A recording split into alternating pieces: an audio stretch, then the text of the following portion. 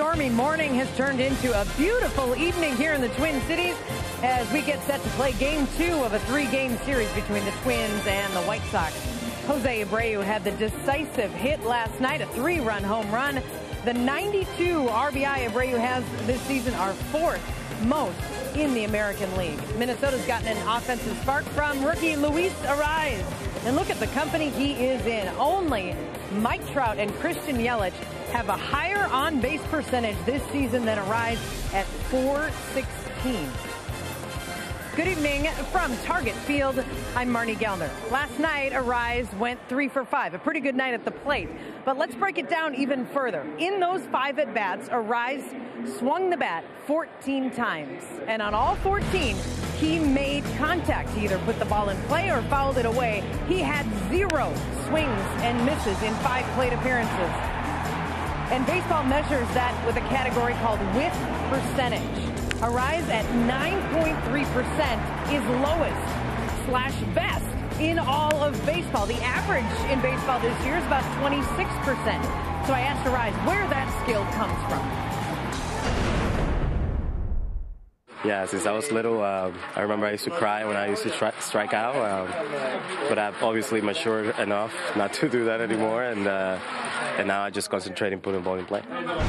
This is just a talent that he was born with. I kind of mess with him a little bit and call him Little Tony Gwynn because, he has the ability to constantly put that barrel on the ball. And there are only so many guys that have played this game in the history of this game that show that ability over time. We marvel at guys that hit the ball really far for home runs. And sometimes you look at his skill and it's just as big as the guys that can hit the ball that far. His talent to be able to consistently put the ball in play is awesome.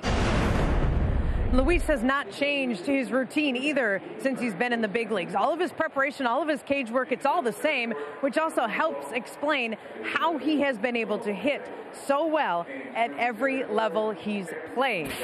Coming up, it's Michael Pineda on the hill for game number 2. How Big Mike can have himself a big night after this.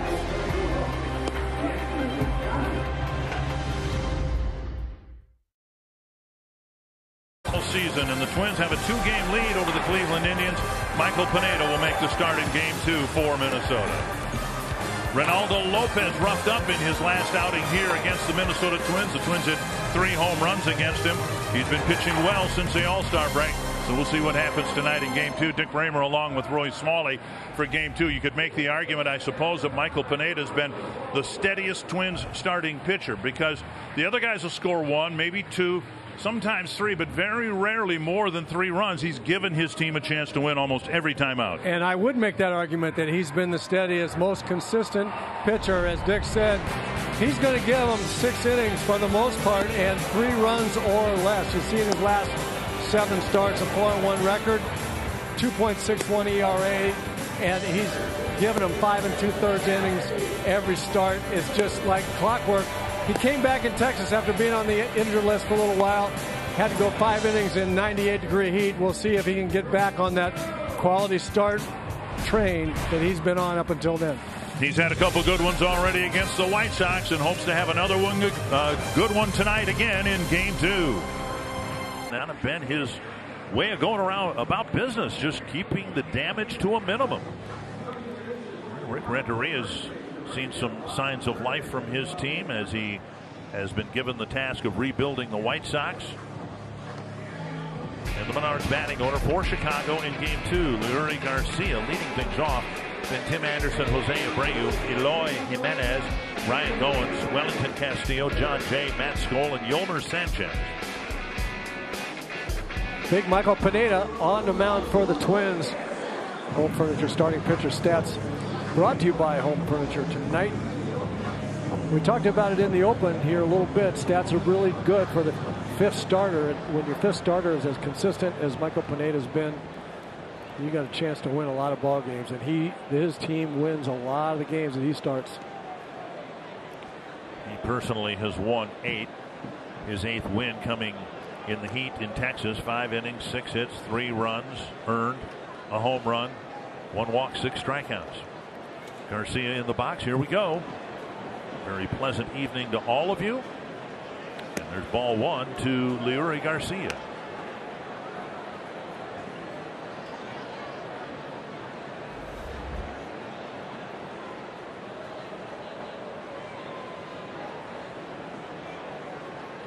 Hacked foul, 1-1. So in his start in late July, Pineda gave up a 2-run home run to Adam Engel, and that was about it. And then in his start in late June against Chicago, he gave up a first inning run. First 3 guys reached, and he shut them down after that. Fouled back 1 and 2. And I went through his season, and there have been only 4 innings this year where Pineda's given up more than 2 runs in an inning, and that seemed significant to me. No big innings. Oh, I think that's Very huge. few. Yeah, I think that's huge, especially when you're pitching with in front of an offense that can score runs the way the Twins do. Just keep them in the game. Give them a chance. Knocked down by Sano. Picks it up. Safe at first. So Garcia will reach. We'll see whether it's a hit or an error. And the opening hitter is aboard.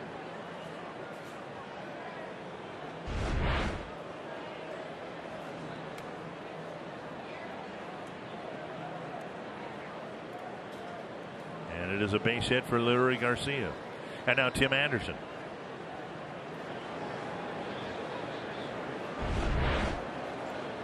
Anderson missed about a month and a half with a sprained ankle. And the White Sox feed off of his energy and animation. Yeah, he's a good young player. He's a great personality. He's been on fire at the plate here of late.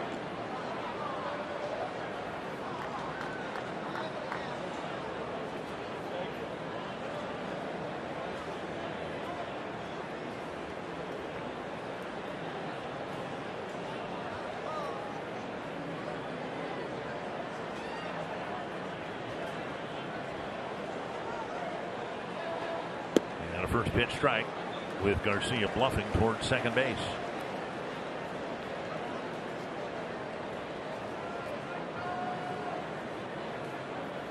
White Sox run more than the Twins. 57 steals, 22 throwouts. Garcia 14 of 18.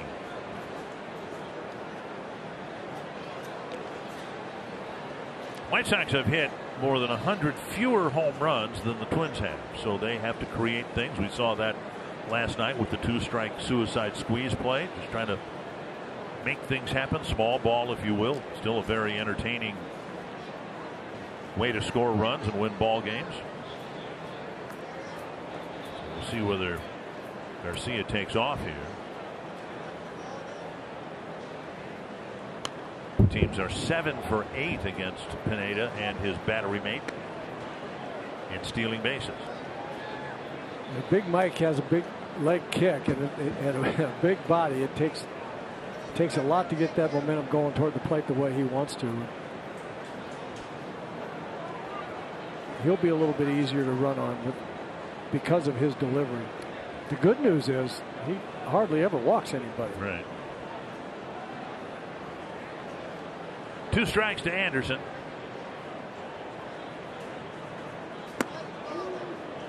Up and in. So if you're Pineda and you have a opponent batting average of 260 and you walk one guy about every 5 innings, even when you do give up a home run, and he's given up 19 of those, you shouldn't be hurt too much, and for the most part he hasn't.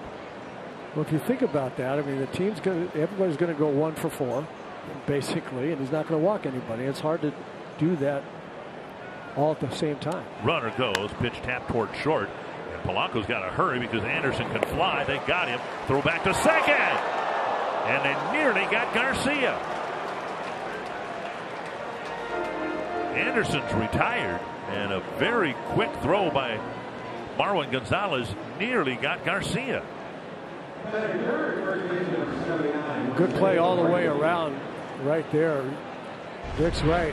Anderson can get down the line. Polanco makes a nice play, and without hesitation, Marwin Gonzalez fires to second base, and Luis Arraez didn't know exactly where the runner was or where the second base is. And again, if he had tagged right down to the base rather than looking for the runner, I think he might have had it. Here's Abreu with a runner at second and 1 down.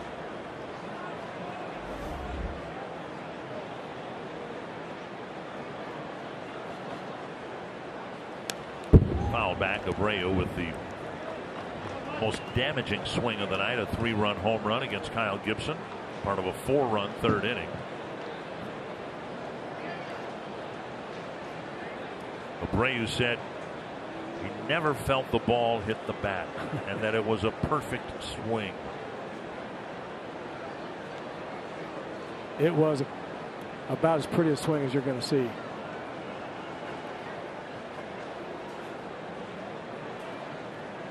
Swing and a miss. 0-2. Here it is on an imperfect pitch. He knew it as soon as it left the bat.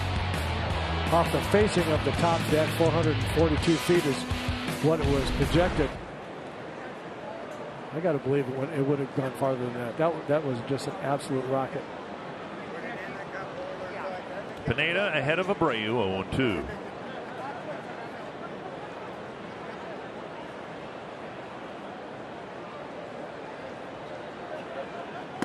Did he go? No, says first base umpire Jansen Visconti.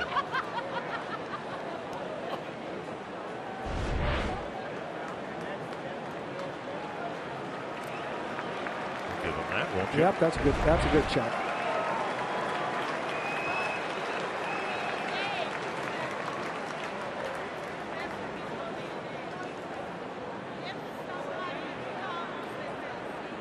You know, we show those in slow motion, and the big end of the bat in slow motion always goes a little further than you think, and the umpire doesn't see that last little bit. Roller to third, and Sano in time to get Abreu, and alertly going to third after the throw was Lurie Garcia. So an infield hit, a couple of ground balls, 2 down, and now Jimenez. Here's the Twins defense brought to you by Northland Ford. Kepler back in the lineup, back in center field. Rosario gets left, Cave gets right. Sano, Polanco, Arraez, and Gonzalez, the infielders. Mitch Garver behind the plate. Garver had to leave the ball game Sunday in Texas due to heat-related illness, dehydration. Got an IV bag or 2, felt better. Could have played last night, didn't. Runner at third, 2 down. And now Jimenez.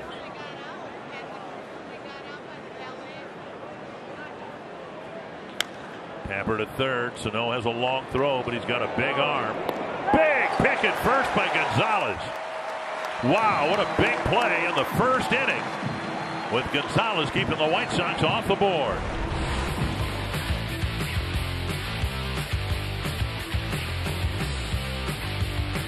That's a nice play.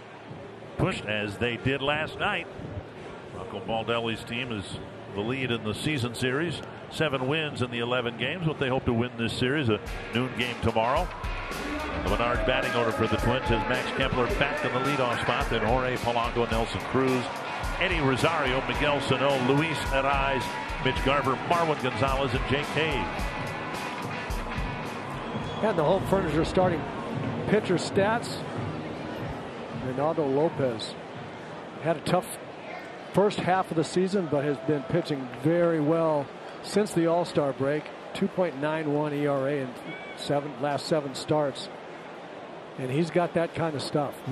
It'll be interesting to see which Lopez we see tonight, because he's got some good stuff.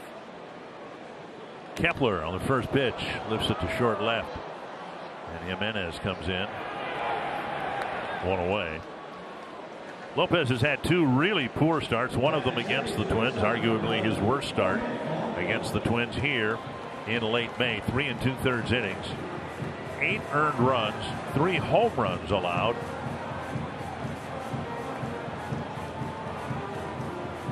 One down, and as Roy said, though, he's pitched much better since the All-Star break. 3 2 with an ERA of under 3. 1 down, and now Jorge Polanco.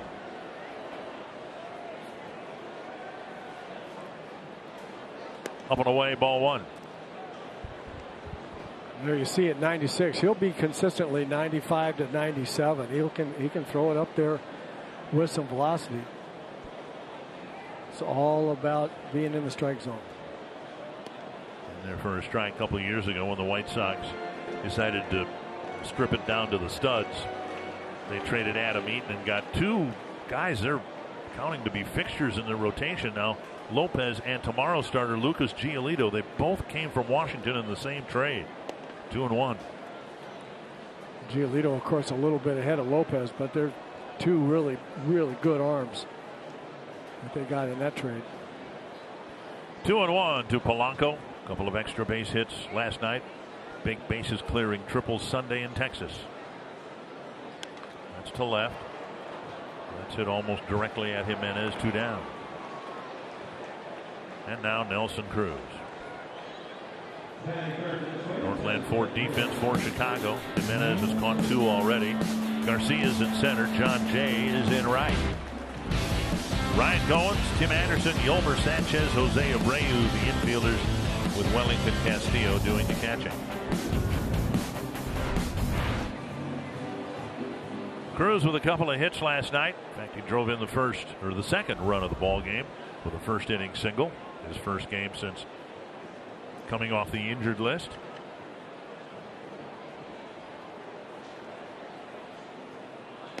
Up and away, ball 1. Hard to figure. Twins have lost 6 of their last 7 games here at Target Field. They've played some pretty good teams over that stretch. Half swing and ball 2. Play the Braves and the Indians. You're going to run into some really good pitching, and the Twins did that. Hoping for a better homestand here with the White Sox here for 3 and then Detroit for 3.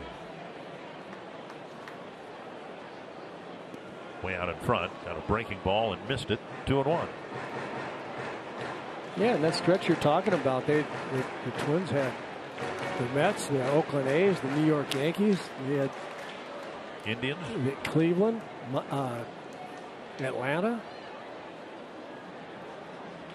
Chopper over the mound, and Sanchez has an easy play, and Lopez has an easy 1-2-3 first inning.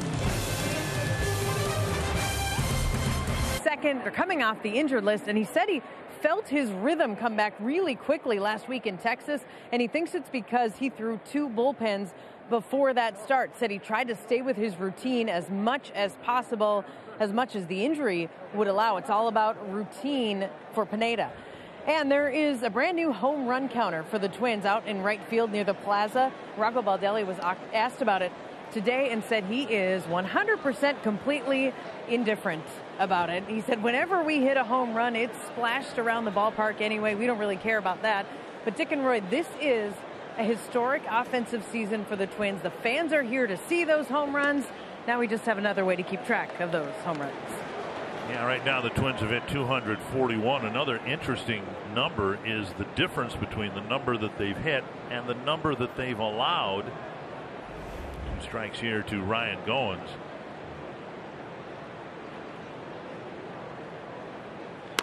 And there's a chance, Roy, that by season's end, whatever the number is that the Twins will hit, it'll be like 100 more than they've allowed, which is remarkable. It is remarkable. We haven't seen that from a Twins team in, I mean, maybe ever, but certainly not a spread like that. And good on the pitching staff for that too. That's the thing. The number that they've hit is quite impressive, record-setting, not just Twins history, but Major League history. The Twins have hit 241 and allowed 157.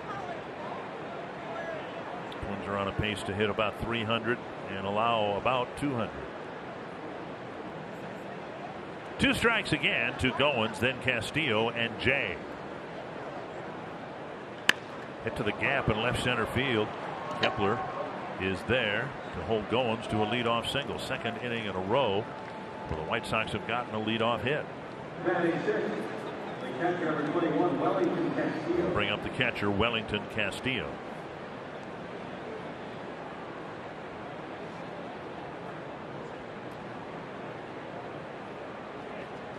The thing that we're going to see with Big Mike Pineda is that he is going to fill up the strike zone with fastballs, and I love the way he pitches.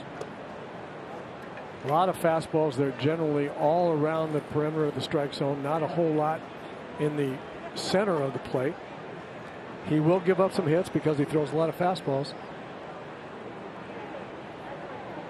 but he's generally able to get back in counts very well. Off-speed pitch for a first pitch strike.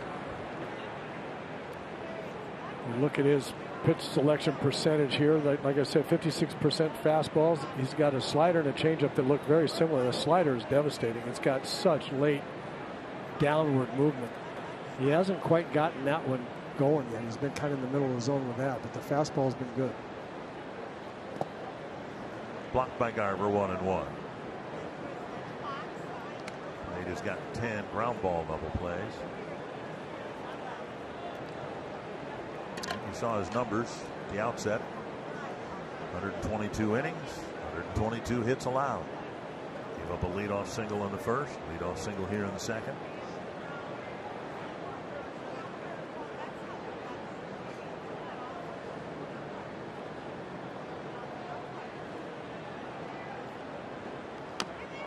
Half swing on a tapper foul, 1-2.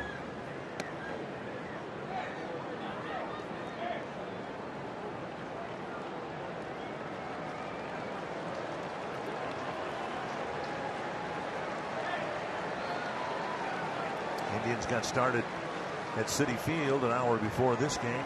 They are 2-2 with the Mets in the 6th inning. When starting the day with a 2-game lead over Cleveland in the American League Central.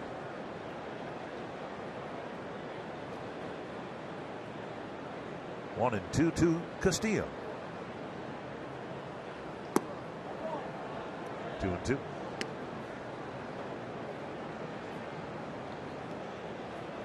We don't know who's going to finish first in the American League Central. Could be the Twins, could be the Indians. We pretty much know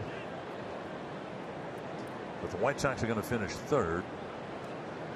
We pretty much know that the Royals will finish fourth. The Tigers, unfortunately, have already been eliminated in the American League Central. 37.5 games behind the Twins.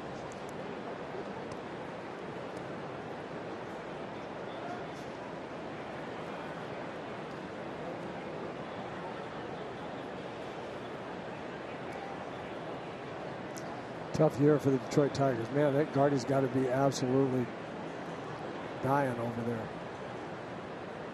2-2.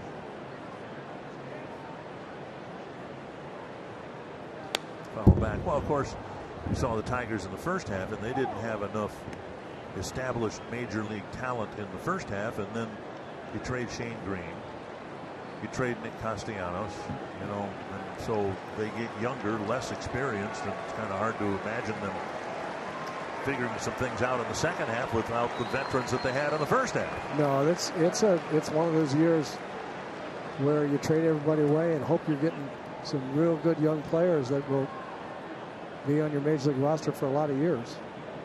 Another 2-2 to Castillo. Went upstairs at 94 to strike him out. One down. And that'll bring up John Jay. Well, Big Mike has the ability to throw that fastball all around the zone, as I said, and when he wants to go up high, he can throw it up there. They plan on it being high, and he'll throw it up there. 94 miles an hour. He doesn't miss the spots too much. He doesn't get in the middle of the plate, and when he wants to throw it on the outside corner, that's generally where it is. Same in the inside corner. There's something about his fastball, about his delivery. He is deceptive, and I don't know exactly what it is, but the 91 to 94 mile an hour fastball that you see get on the hitters more quickly. There's a great example. He throws it right on the inside corner, and the hitter's late. They don't see it well, or they don't see the speed well as it really is. His fastball just plays. You watch, here's what the batter's looking at, and that ball just jumps out of his hand, and hitters don't see it really clearly.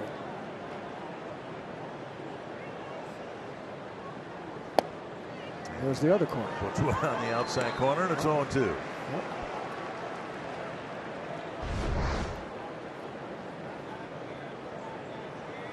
It's a big man. He's got a big delivery.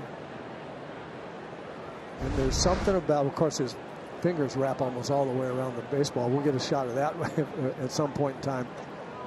He's got these big hands, and he can control that baseball. Again, late on the fastball, fouled away.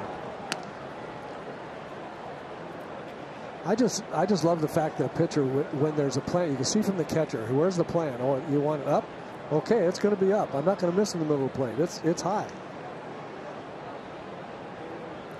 Same with the outside corner and the inside corner. He might not hit the corner, but he won't miss back over the plate too often. There we got a good picture. My goodness, looks like a ping pong ball. Right?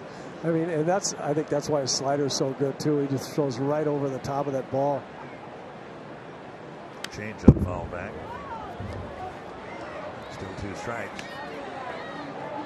Well, here we are, 28 pitches, 23 strikes.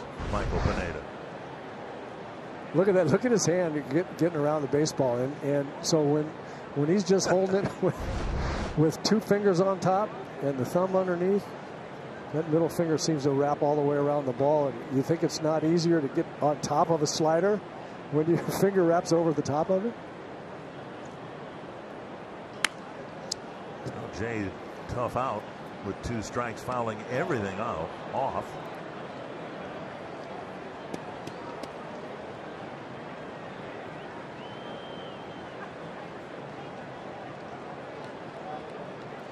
Jon Jay is a tough out. He doesn't have a lot of power, but he is a tough out. He will give you professional at bats. He doesn't give too many of them away.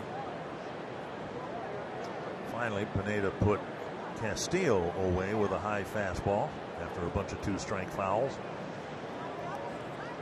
After all those fastballs, I think he's going to go with a slider now. And a line to Gonzalez, who will turn it into a double play. Goins doubled on first, and Pineda had a bank of 12 tickets redeemable for any and all remaining 2019 home games, plus priority to purchase 2019 postseason tickets and access to Sweet Spot season ticket holder benefits. Visit twinsbaseball.com/season tickets or call 800-33-TWINS. Bottom of the second, and Rosario to lead things off. He takes up and away, ball 1. Rosario, Sano, and Arraez facing Reynaldo Lopez. 2 fly ball outs and a ground ball out.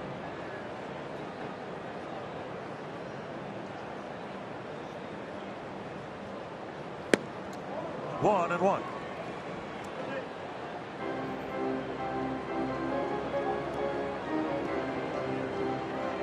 Only because he spoiled us in the last couple of years.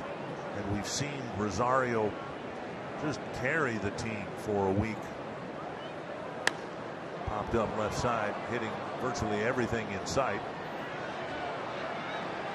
And Jimenez with the catch. We're waiting for Rosario to have one of those. It would be his first such streak this year. It's been his most consistent year. You want consistency, but we haven't seen that tear that he's been on. He had a bit of a home run tear earlier in the first half of the season, but you're right. We haven't seen him filling up the field and in front of and over the fence with line drives like he has the ability to do. We've seen that before. Sano will bat. Gill saying that after he slid in head first and was tagged out, that his left wrist did bother him in his 9th inning at bat. Feels much better today. 1 strike. Foul back. 2 strikes.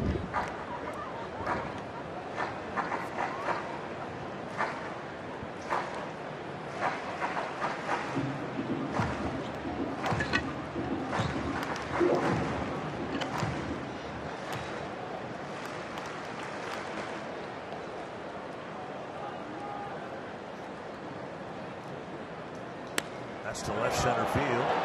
Jimenez is over to make a running catch in the gap. 2 down. Did pretty well, but enough hang time for Jimenez to get underneath it. Just a little bit off the end, which from Miguel Sano still ends up in a pretty good line drive. Not his best shot there, just a little bit toward the end.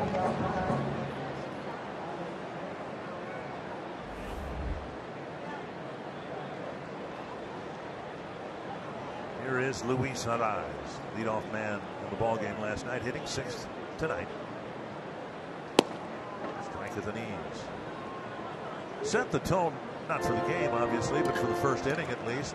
A 10-pitch at bat that ended in a double. The Twins went on to score a couple of runs. Really the only rough inning that Ivan Nova had last night. 1-1. Twins seemed like they were on the verge of busting that game open against Nova almost every inning. They had good swings. They hit the ball hard at somebody. Somebody get on. They did another line drive at somebody. They just couldn't break through. And that's what we saw, as Marty pointed out in the pregame show. Made contact with every swing that he took last night. A foul ball or better. To not swing and miss when you've got guys throwing upper 90s at you with all the stuff that they feature now is really remarkable. And to take pitches like that. And that goes together, right? I mean, 99 just off the corner up high. That's a pitch you can swing and miss if you offer at it. He sees it so early and knows where his strike zone is. Another foul. See the difference? Look at the difference. I mean, what was that? 2 balls inside of the one. Right. It was 99 just out that he took, and 98 2 balls inside of that he felt like he needed to swing at, and he was right. I talked with Rod Carew about Arraez during Hall of Fame weekend here, and he said it looks like Arraez is trying to be like Rod Carew. You played with Rodney. He had that talent, right, to foul one ball off right after another. Oh, sure. To keep an at bat alive. One doink near third. Running across the line, Goins makes the catch, and it's another 1-2-3 inning for Reynaldo Lopez.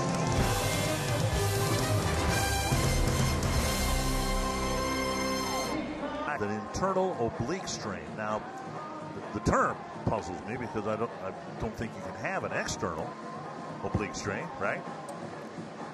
Yeah, that refers to 2 different muscles, I think. Okay. I think there's an external oblique and an internal oblique. An external would seem like you could see it from the outside. At any rate, he's going to miss some time, but the Indians got some encouragement from Carlos Carrasco as he hit upper 90s on a rehab assignment. Here is Matt Skoll leading things off in the third for Chicago, and there is strike 1. Kluber will be reevaluated in a couple weeks.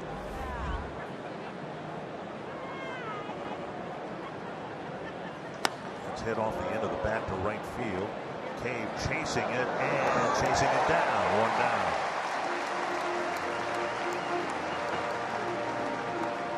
So Pineda gets his first leadoff batter after the White Sox got a couple of leadoff singles in innings 1 and 2.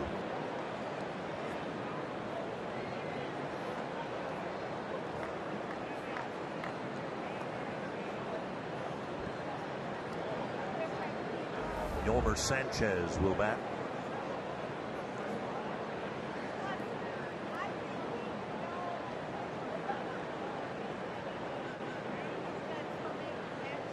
"37 games left for both the Indians and the Twins, counting tonight's action.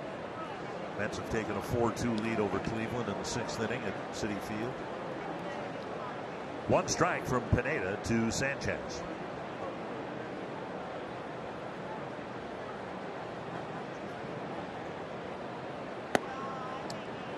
Funny, not in hockey because the game's divided into thirds, but the really good teams, whether it's in football, basketball, or baseball, they play their best almost always in the final quarter of the season. Up high 2-1. Excuse me, 1-2. And that's where we're at now. We're into the 4th quarter of the baseball season. Happens this way so much of the time. Twins have a great first half.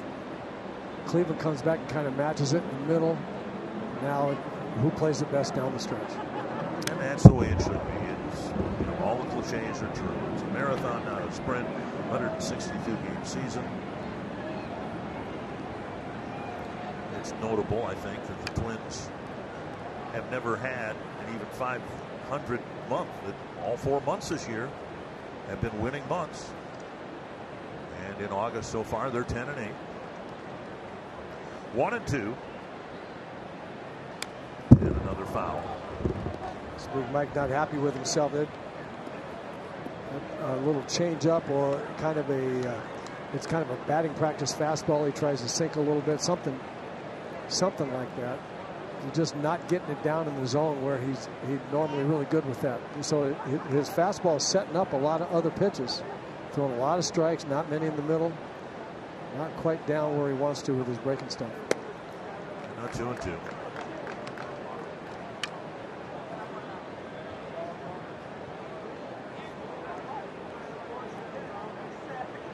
That's why I think there's something really deceptive about his delivery and his fastball, because he gets by with that fastball. He can get guys with just fastball. Cave comes in and is lucky to get that first hop. That ball, like the one he caught off the end of the bat, and it dropped in front of him and just kind of ran out of gas as it got into the outfield grass. A 1-out single for Sanchez, and now Garcia. You're right. This is really lucky because this could have been ugly if the ball bounces by Jake. He just makes a stretched out catch of an in-between hop. That was a way better play than anybody knows. And he had to make it because, as I said, that would not have been good if that ball had gotten behind him. Kepler was playing in left center field. That was at least a triple for Sanchez if it had gotten by him. Oh, yeah, at least. Now Garcia got an infield hit, smashed to the backhand side of Sano, and ended up at first base. Outside, ball 1.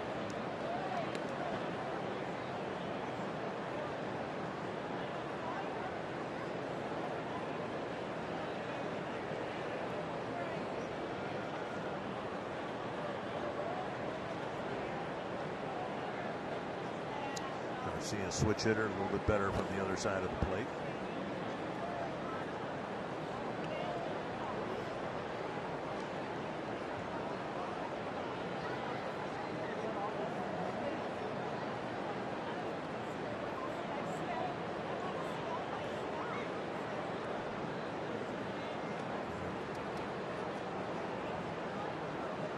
Pineda very active out there trying to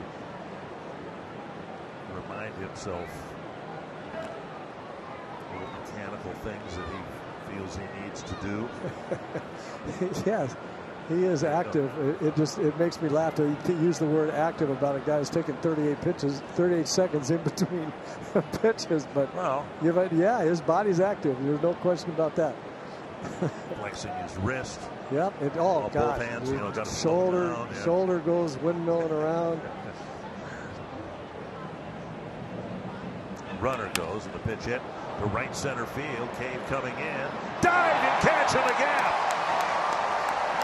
Another nice catch by Jake Cave, selling out and making a diving catch in right center field.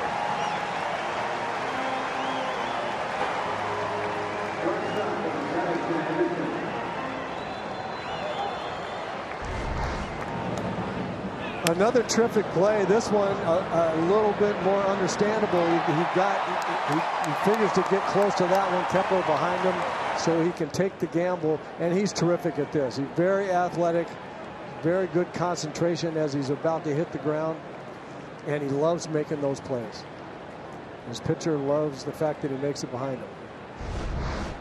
2 down. With Cave showing his range. On the 2 outs, running a long way toward the corner to make a running catch for the first out. And now the diving catch. Here's Tim Anderson. Hit a ground ball to short his first time up. Out in front, strike 1.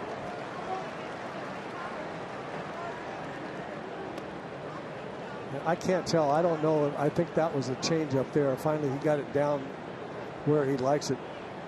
I don't know of any other pitcher that gets as many swings and misses on balls in the dirt. And again, I go back to how deceptive his delivery is and how much the changeup and the slider go down. Hitters just don't see that really well. I'm just wondering, could the frame, his huge frame, have anything to do with that? Stands to reason. The stride's a little bit longer. Ball dumped down the line. Cave will have to get this one. It's a fair ball. And he gets by him. That'll allow a run to score, and the throw winged home. It's a double for Anderson. And Kind of a tough play for a right fielder because Kay wanted to make sure that ball didn't miss the diagonal wall and roll into the corner, and then it kicked out in front of him and past him. Yeah, that's a very tough decision, tough play right there, because you see it's going to go down right here. He's got to make sure that it doesn't run past the wall just like he did, and then it caroms out behind him, and in effect the same thing happened that he was trying to protect against.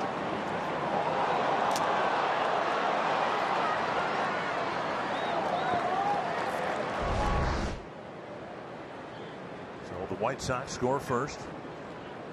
Runner at second, 2 down for Abreu. Hit a ground ball to third his first time up.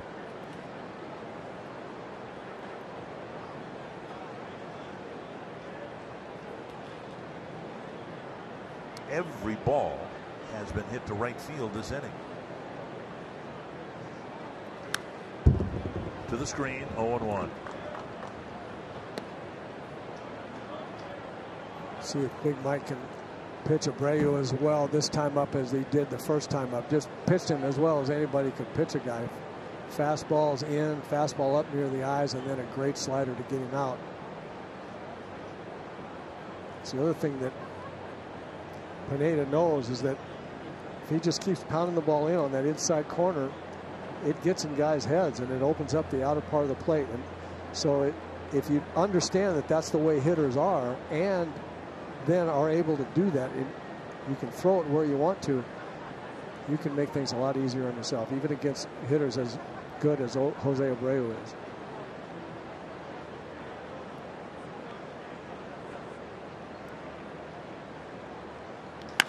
Hit deep to right field, and Abreu hits his second home run of the series, and it's 3-0. And again, the ball being hit to right field. Well, I'm just talking about them pitching him in, and then they decide to go away. I think away with fastball, it plays right into this big man's hands. He can hit the ball out of the ballpark anywhere.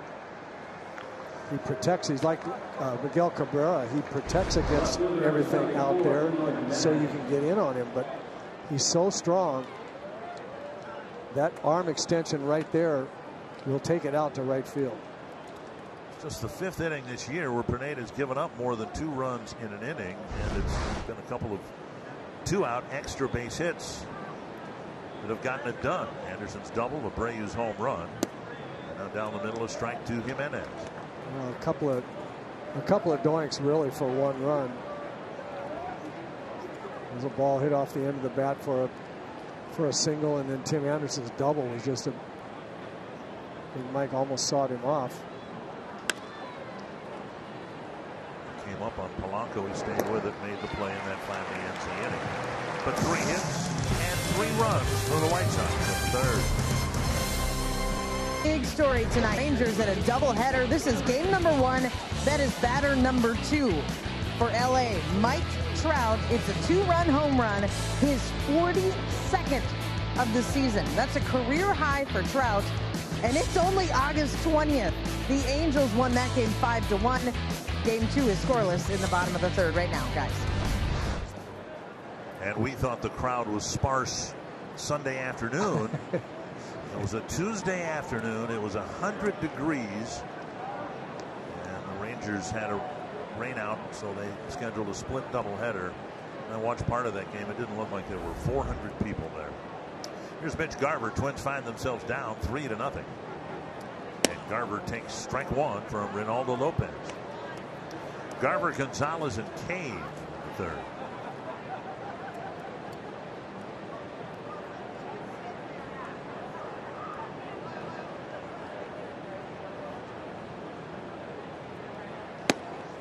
Strike 2 is called. Again, Lopez has been awfully good since the All-Star break. 3-2 with an ERA of under 3. Not the pitcher that the Twins roughed up back in May.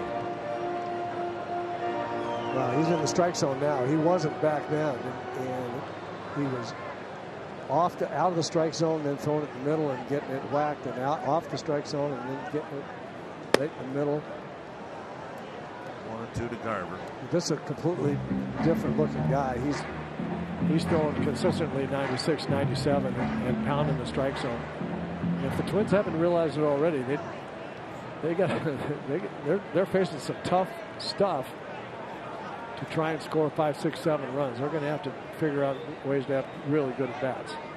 Foul back. Yeah, Nova had been pitching awfully well, maybe better than anybody else in the league prior to last night's start. And now this guy, then they get Giolito tomorrow. Yeah, well, that's what concerned me. Coming into the series, everybody said, well, yeah, they got to beat up the White Sox, but Nova's as good as anybody's been in the league. This guy's is 2.9 ERA in his last 7 starts, and then you get Giolito as an all-star. Well, Garver has stretched the count out to 2-2.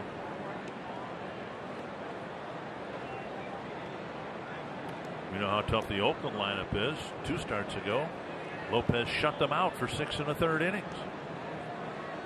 Plenty of time. White Sox up 3-0. 2-2 to Garver.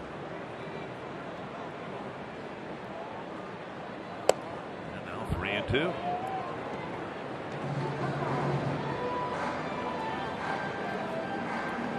Early in the season, a few games where he walked 4 men per start, 3 starts in a row back at the start of the year. But as Roy said, he's been throwing strikes.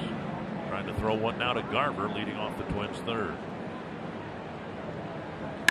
Hit hard to the gap, slicing away from Garcia.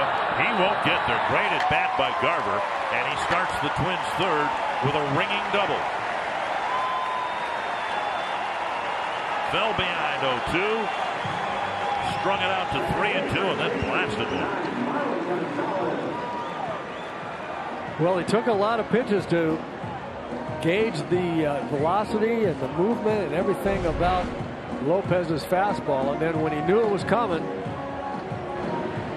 then he was able to look for it and drive it. Talking to Mitch Garver during our batting practice show, Anthony LaPanta and I had a nice conversation with Mitch after during batting practice, and he said he likes hitting against velocity. He practices that a lot. Well, he got a chance to put the practice into play there at 98, and he did a ringing double. He was among a handful of Twins players hitting against the pitching machine today. He likes doing that. He says he cranks it up like 90, 95 miles an hour. The equivalent of, they have the machine which stands on the front slope of the mound on the edge of the grass. Right. And then they dial it up to the equivalent of 95. Sano said he likes it up to 100. Now upstairs 2-0.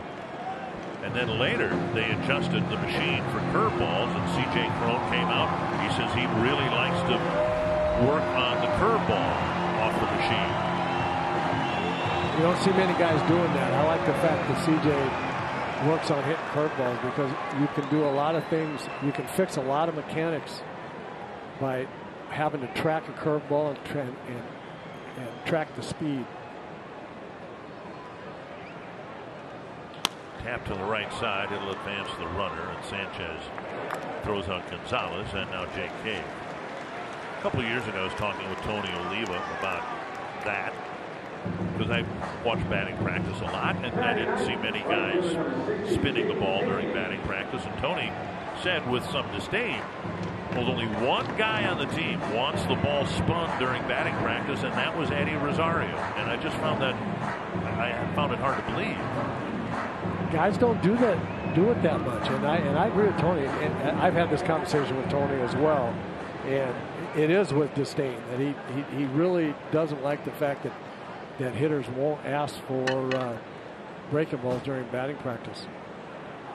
Here is Cave, infield back, and Garver at third with 1 down.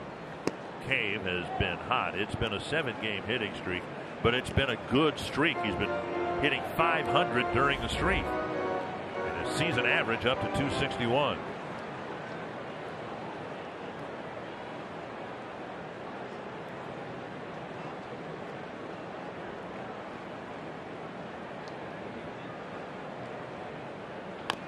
Foul.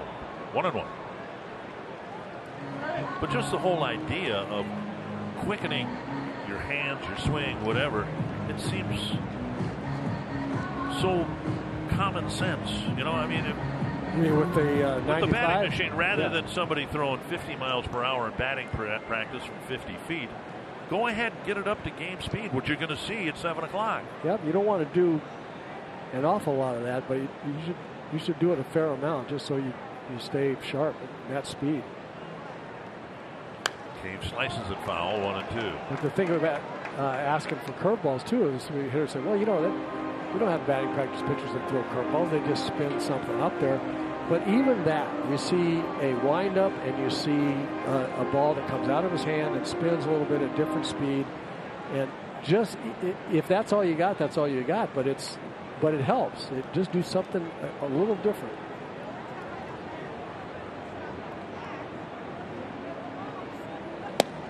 And Cave strikes out. And for the moment, Garver's left at third base. That'll bring up Kepler.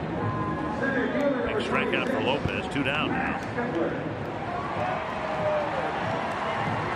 Kepler on the first pitch hit a high fly ball to short left field, caught by Jimenez. Back in the first inning.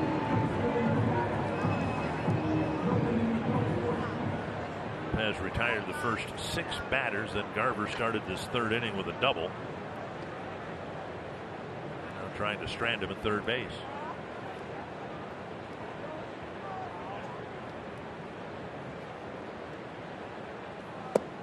Away, ball 1. Good take there by Max Kepler. You got to think that you're geared up for 98 miles an hour.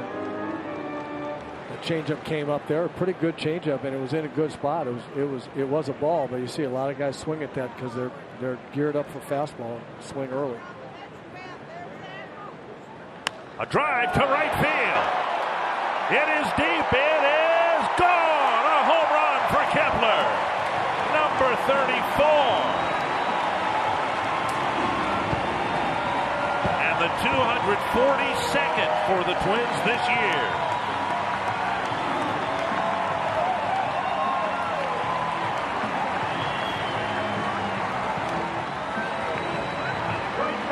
What a monster blow by Max Kepler.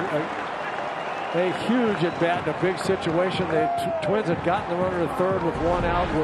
Failed to get him in on the 1 out at bat, and Max Kepler delivers, not only getting the runner in from third, getting them both in. So the Twins get a 2-out, 2-run home run. Now Polanco takes down and in a ball. Now breaking the ice right there, that's a real momentum changer. Leadoff double. If Lopez gets out of that with a ground ball strikeout and then it gets Kepler out, that's a big momentum boost for him and the White Sox. Instead, it goes the other direction. 1-1.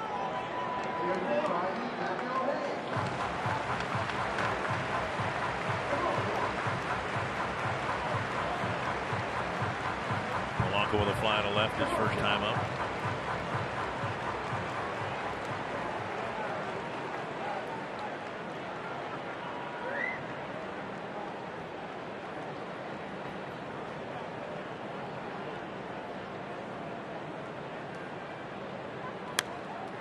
Foul.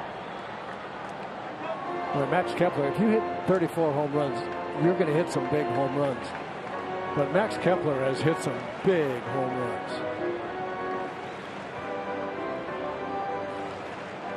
Just about every home run that Twins hit from now on is going to be down the stretch here is going to be a big home run, most likely.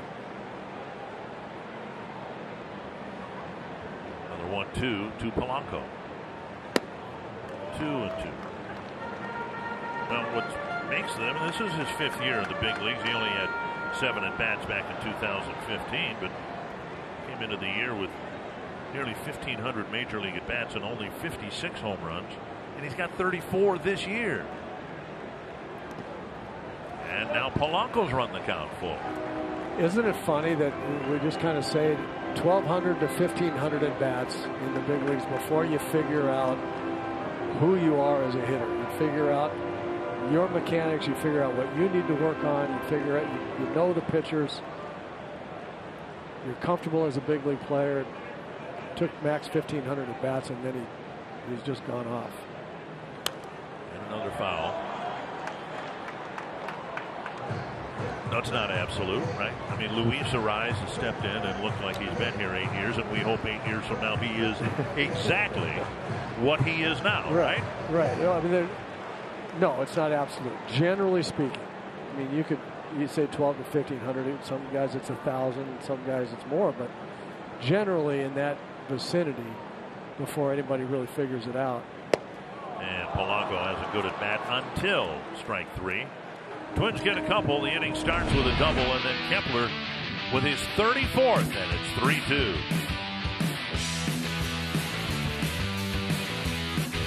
I think that's the key to the Twins win. He's going to have to shut him down here. Ryan Goins will lead things off. Goins singled his first time up and was doubled off first base 2 at bats later. Strike on the outside edge.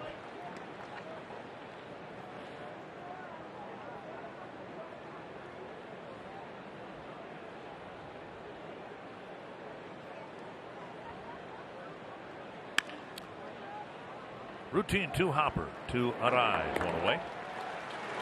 And that'll bring up Wellington Castillo. Mets have added a run. They now lead the Indians 5-2, bottom of the 7th.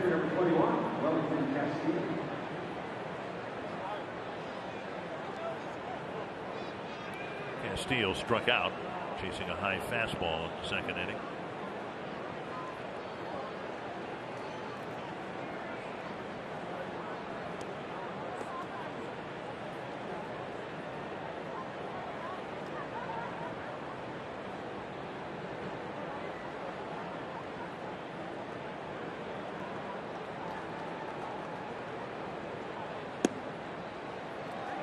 A strike throwing machine. He really is, and I just really admire the fact that there just aren't that many of them in the middle of the plate. 50 pitches, 42 strikes. Now you went to SC, and I went to SCSU. Okay, well, and I could figure that out. That's 84% strike percentage. I can figure out that that's pretty good. That's gonna give you a chance.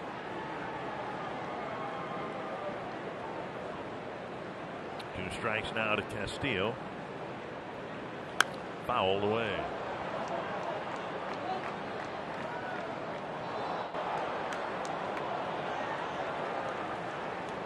But what we've seen, 52 pitches, yeah, a lot of strikes, and at least a third of them have been foul balls, it seems like.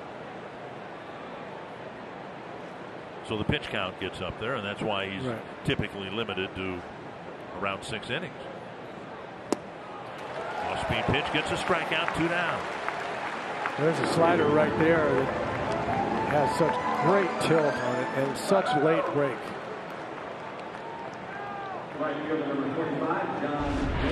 You watch this ball come up there. It looks like a fastball, and then just the bottom just drops out.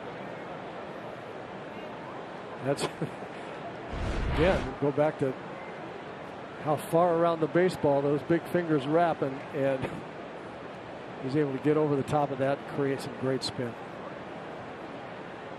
Jade takes inside, ball 1.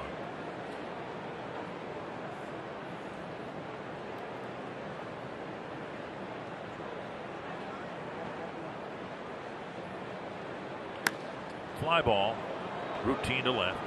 Rosario is there. And it's a 1-2-3-4 for Pineda.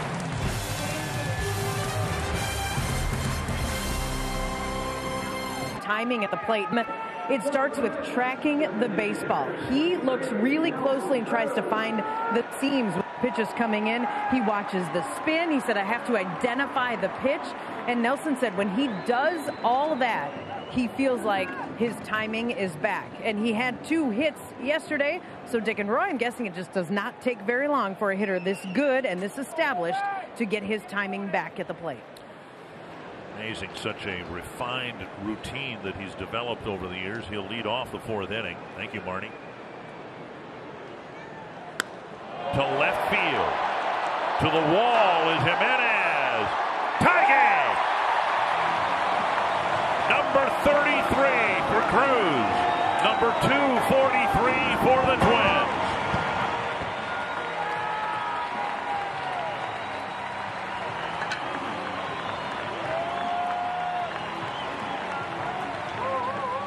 Boy, it's just hard to know what to say about this big man and what he means with this lineup, what he means to all of us fans, getting the privilege of watching him hit every day, day in, day out. He didn't square that one up. No, he didn't. It looked to me like it was a little hanging breaking ball. Yep, and he just got under it just a little bit. Right off the end of the bat. But so strong. And now Rosario hit a home run against Lopez earlier this year.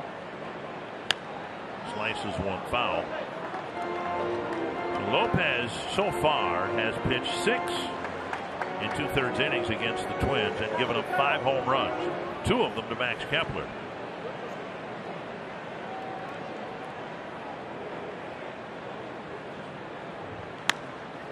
The right side, Abreu has it.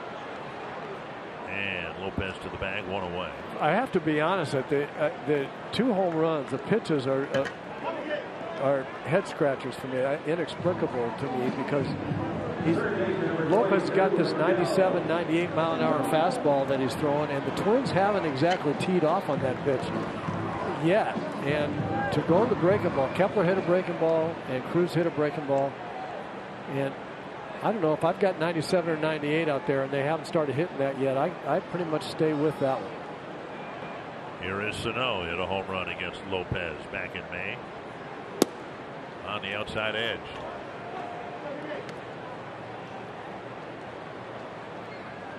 Sano lined out to left, his first time up.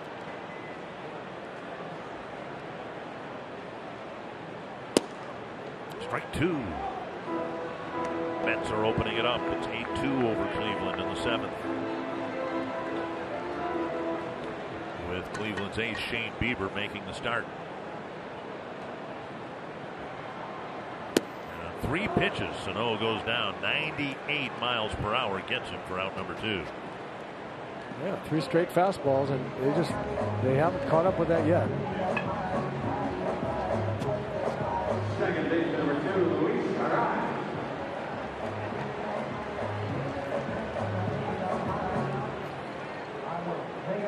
Here's Arraez, ended up fouling out to Goins his first time up.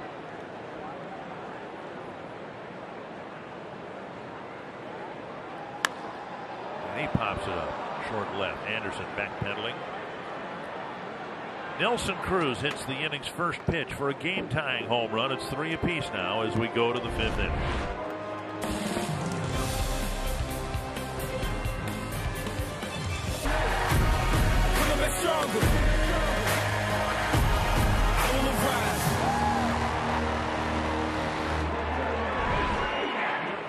Pepsi fans of the game enjoying a beautiful night. My goodness, gorgeous night for a ball game. Twins have tied it up now with the Chicago White Sox at 3 apiece. And yeah, I got a lot of questions about what happened to the Squirrel last night. He was back on the field before the game today.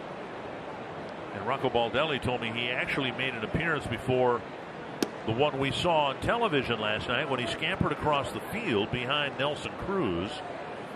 He was running around behind home plate and then ran into the camera well, where he later emerged and got some camera time and then ducked into the bench on the Twins dugout.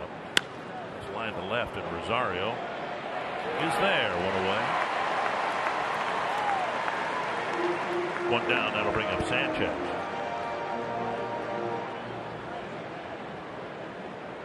So like you'd expect, I guess. I mean, the Squirrel is an urban squirrel. Is there an oak tree in downtown Minneapolis anywhere to get acorns? So he doesn't look very well fed. But then he's at a ballpark. You'd think there'd be stray peanuts around too. You would think. 1 down. Here's Sanchez, singled with 1 out in the 3rd. That's when the White Sox got their 3 runs. And on the outside corner, strike 1. Somebody buy a bag for the Squirrel and throw it out off the field of play. They don't want the Squirrel on the field again. Swing and a miss, strike 2.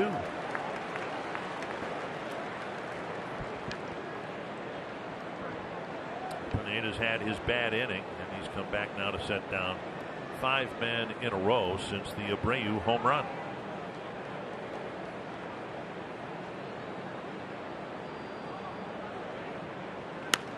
Crack foul.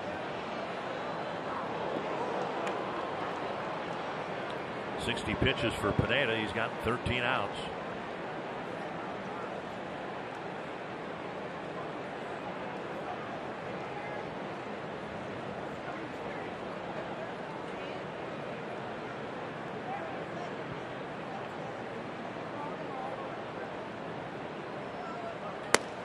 One and two.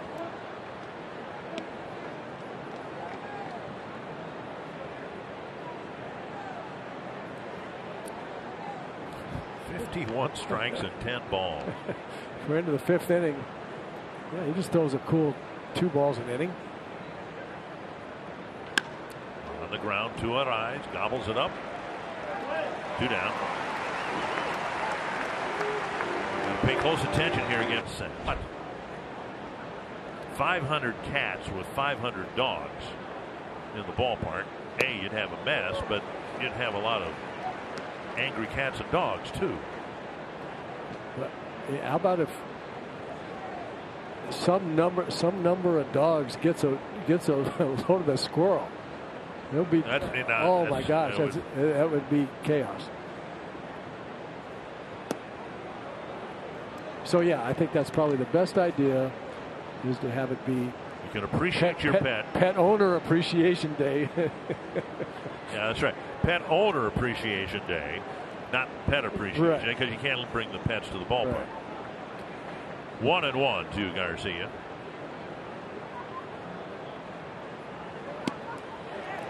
I've never had a dog. I've had some cats. I can't imagine those who have both. What are you going to do? You're going to get the cat T-shirt or the dog T-shirt? And would your pet even know the difference if you preferred one over the other? 1-2 to Garcia. And now 2-2.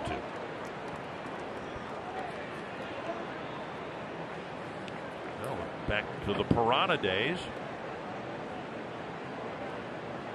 Ozzie Guillen's nickname. Okay, he's already got the turtle hat for Williams Astudillo, who's on a rehab assignment. Lifted, short left. Heading out is Polanco. Heading in is Rosario. 7 in a row set down by Pineda. And it's a 3-3 game as we go to the bottom of the 5th. On Fox Sports by Chevrolet, the #1 selling brand in the Twin Cities.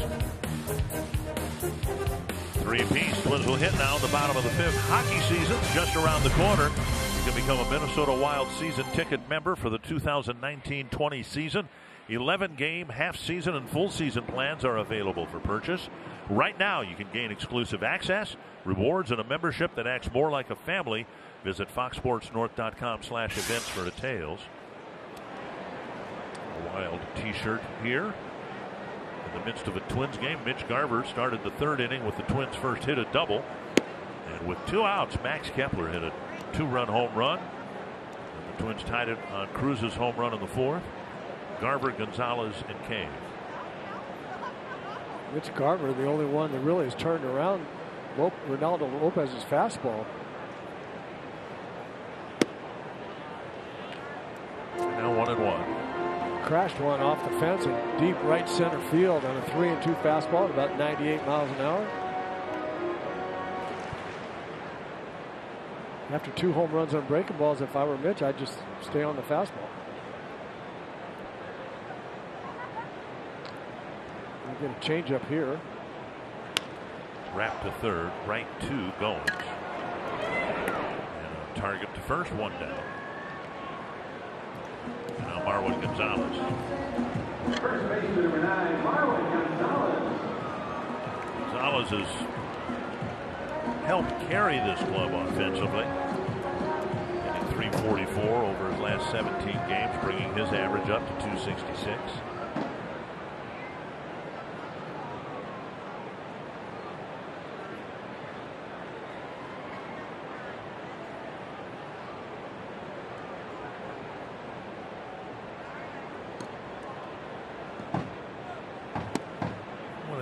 has a good year, and the Twins have certainly had that. There's a track analogy. It's almost like a relay team in track where somebody carries the team for a while and then figuratively passes the baton to somebody else, and then they take off for a while.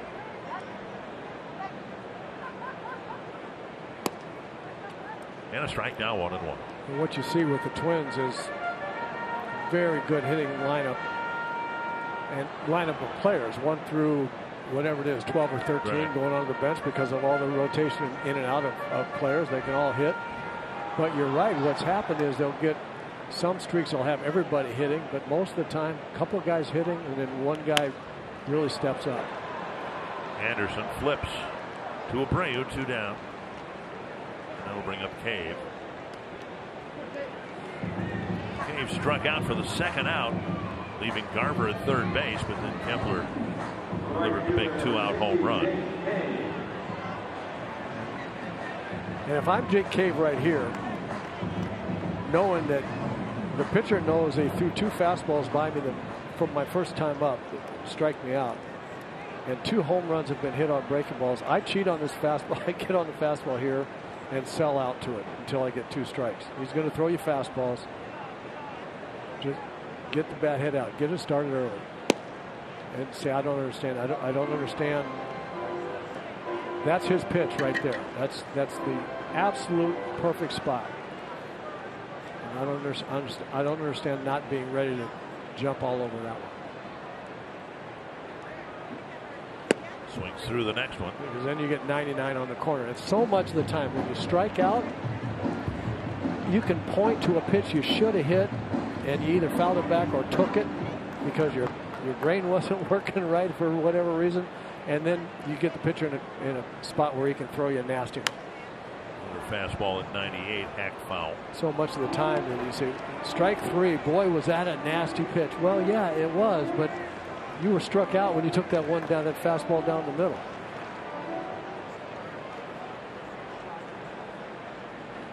Two strikes to Cave with 2 down on the 5th. Reese to left, and that will die in front of the left fielder Jimenez. 2-out single for Cave, and that'll get Kepler to the plate. Good for Cave. He got a bit of a break because he got it. He got a fastball that he can handle there with 2 strikes. So good for him coming back after making what I think is a mistake to put himself in a hole. He does a nice job of getting on top of a 97-mile-an-hour high fastball. That's a nice at bat there to come back. Earlier we showed you that Kepler's enjoyed his home run hitting against the White Sox. It is second against Lopez in the 3rd inning. Same thing here. Get on the fastball. Check swing and a dribbler in front of the plate. And the ball dropped by the first baseman Abreu. Cave on his way to 3rd. He'll be held there. And Kepler will walk back to the bag. Wow. A chance for the Twins to take advantage of an error that you find hard to believe. This ball, the throw was fine. Castillo threw it into the runner just a little bit, and Abreu really lost his concentration. You can see that there. The fact that it was thrown over the runner's shoulder with the runner down there really caused him to look away from that ball before it was in the glove. And now Polanco will have a chance with runners at 1st and 3rd and 2 down.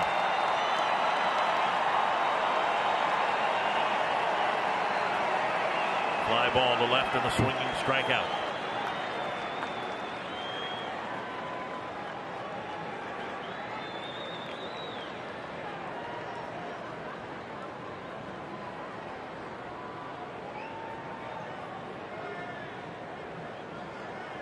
Down and in, ball 1.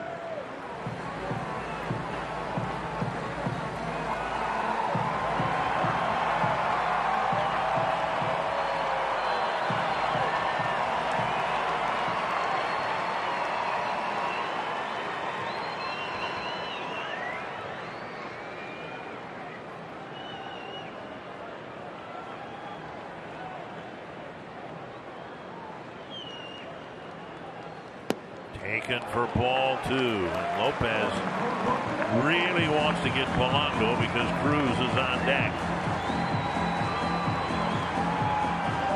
Yeah, we talked about who in the lineup benefits when Nelson Cruz gets back in there. And first and foremost, hey, whoever's hitting in front of him.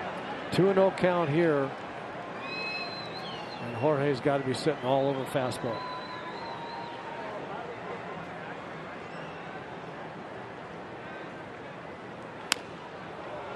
Speed pitch, tap foul, 2-1. Wow, that's a lot of respect right there. He cracked his bat in the process.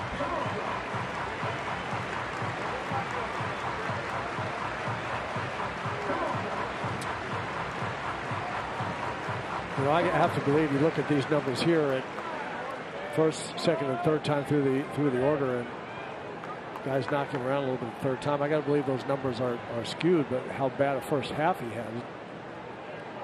But still, that's a meaningful number, hitting 331. Opposing hitters are in the third time around.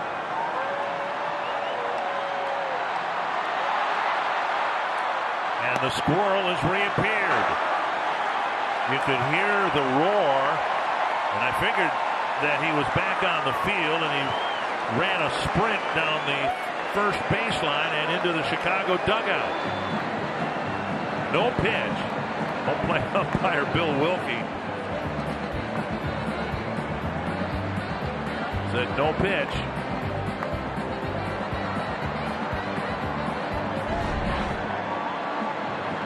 Ran right between Kepler's legs. No way. Right through the 5-hole. He'll try to play on. Lopez with a bit of a smirk. 2-1 to Polanco. And now 2-2.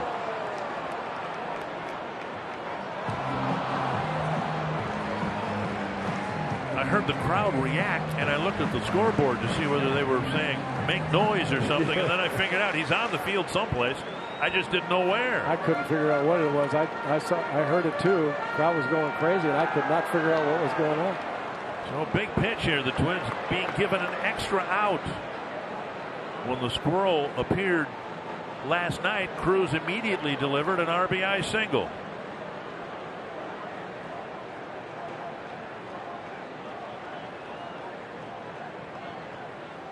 Outside 3-2. The squirrel's behind the tarp.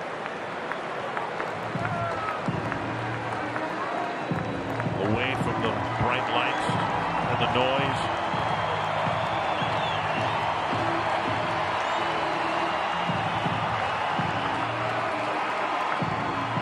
And there he goes. He's in the seating area in the left field corner now. There he goes. On the warning track, and we'll probably have to stop play again.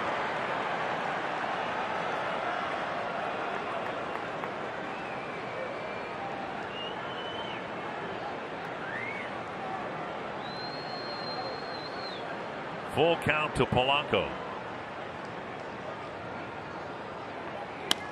Slap to left.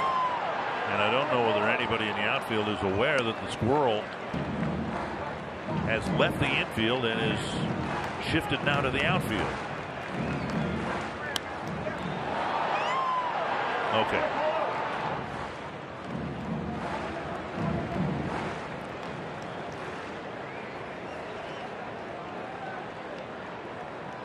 Full count to Polanco.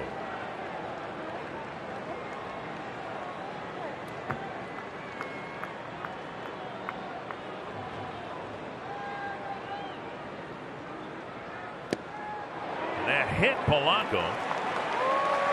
And now they're loaded up for Nelson Cruz.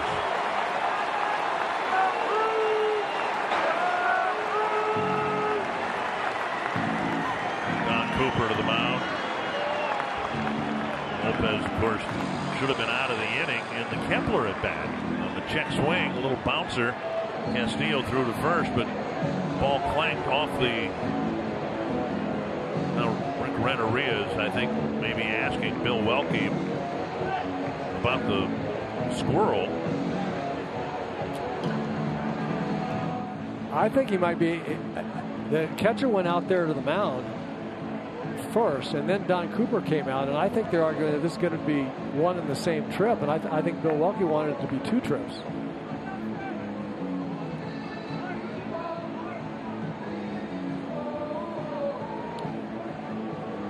Don Cooper shielding his mouth, but for you lip readers, he's not doing a very good job of it. I saw the word fastball. He was a teammate of yours, wasn't he? Back in the Met Stadium days? Yep. Good curveball. We'll see Bill Welke and whether he says it's 1 visit or 2, and I think he's just holding up 1 finger.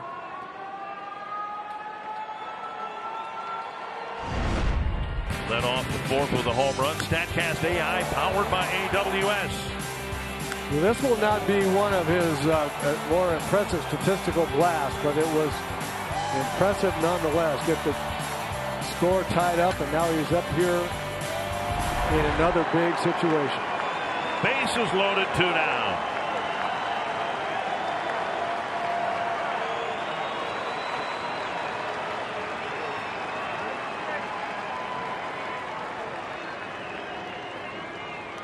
Fouled away, 1 strike. Got a fastball and hit it a long way. Very foul, 1 strike.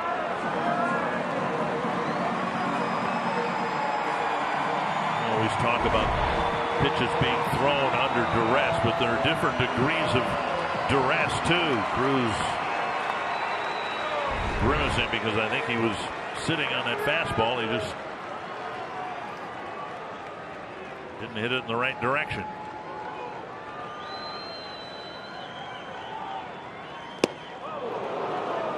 0-2.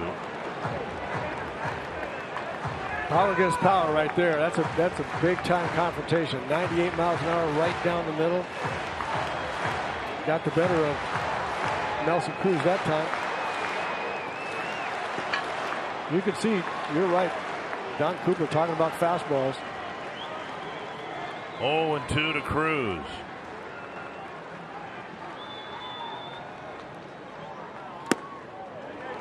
And another one up and in. 1-2. They're trying to stay away. They were away the first pitch. The second was right down the middle. You see him sitting away, and then the ball sailed back up and in.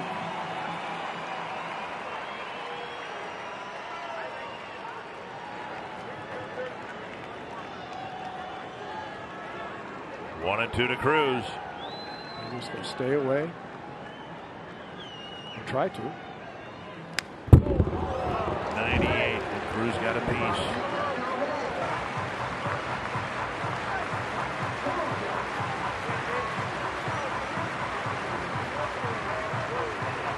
Cruz has already hit 8 home runs against Chicago this year.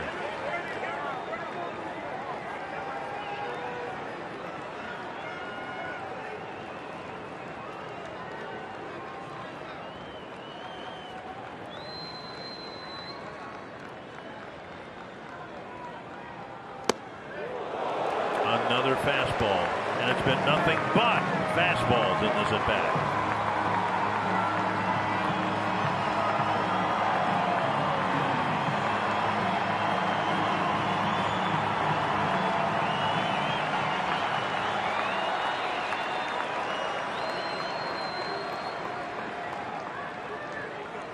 I think he's just going to stay with it too. It'll take a lot of courage to throw something soft, and you need to throw a strike.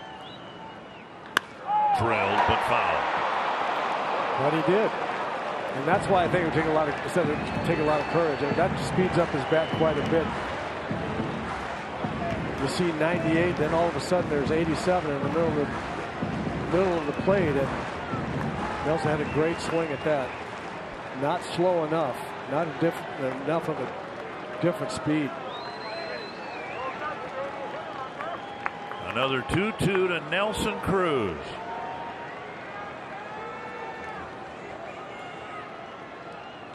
To right field, deep, Jay back, off the wall, right to Jay. 2 runs will score. Cruz going to second, and he's in with a head-first slide.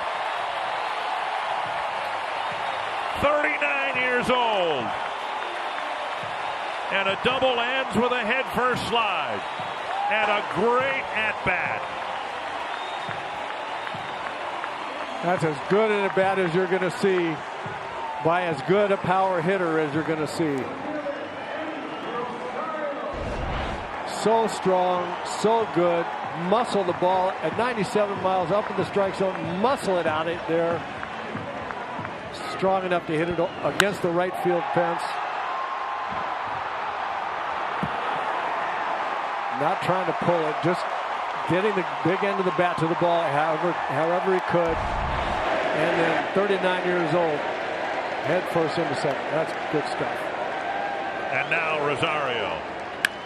Base hit, right center field. 2 runs will score, and the Twins open it up.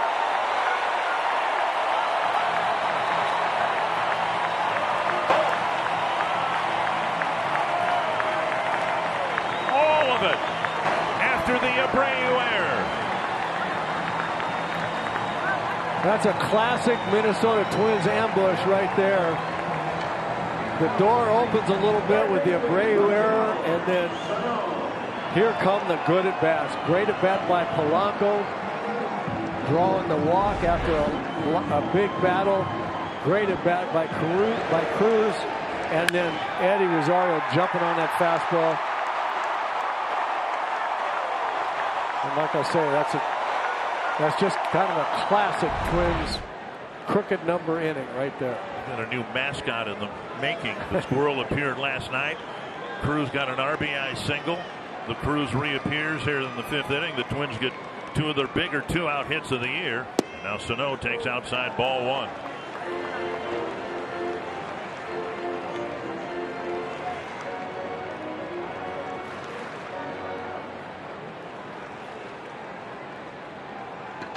Sano lined out to left in the 2nd inning, then struck out swinging in the 4th.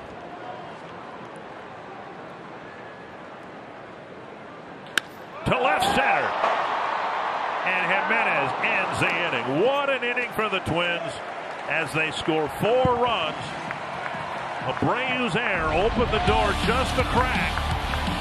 And then the squirrel reappeared. And the Twins get a couple of big 2-out, 2-run hits.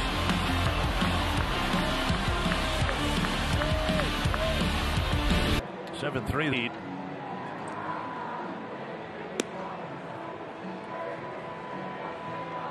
And let's go back to our StatCast measurement of the rally squirrel. Not the best route efficiency. He's sprinting though. 28 miles per hour. Can squirrels run that fast? Right between the legs of Kepler. Tim Anderson will lead off the 6th, and now Pineda, who had 1 bad inning, the 3-run 3rd, now is pitching with a 4-run lead. The Mets beat the Indians 9-2, so if the Twins win tonight, the lead will grow by a game.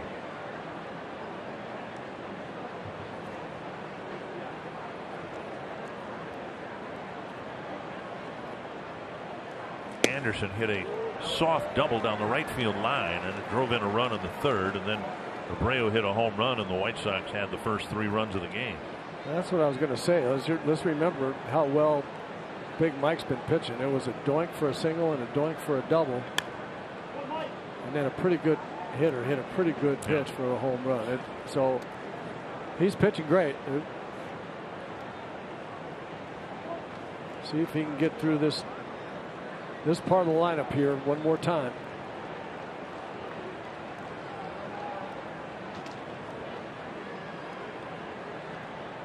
Oh, 2. That's hit well to left field. Rosario looking up, and that ball is gone. A home run. Anderson hits his 13th, and the White Sox immediately respond with a solo home run to lead off the 6th. Tim Anderson has just been hotter than hot, kind of like Marwin Gonzalez for the Twins. But he got a cookie right there. Pineda got ahead of him with 2 fastballs, 0-2, tried to go with that good slider, and the ball stayed right in the middle of the zone. As good as Pineda is at bouncing the slider, he is furious with himself. He could have thrown that pitch just about anywhere else, and usually does. Abreu 1 for 2 with the 2-run home run. That home run he hit in the 3rd inning was his first hit ever against Pineda. He had been 0 for 11. But no doubter into right field with a man aboard. Pineda just went away from the way he's pitched, how well he's pitched Abreu. Abreu made him pay for it. Pop up short left. Polanco's out for the catch. 1-away. We'll bring up Eloy Jimenez. Jimenez 0 for 2. Sano threw him out in the first thanks to a nice pick at first by Marwin Gonzalez, and a more routine ground out to Polanco in the 3rd.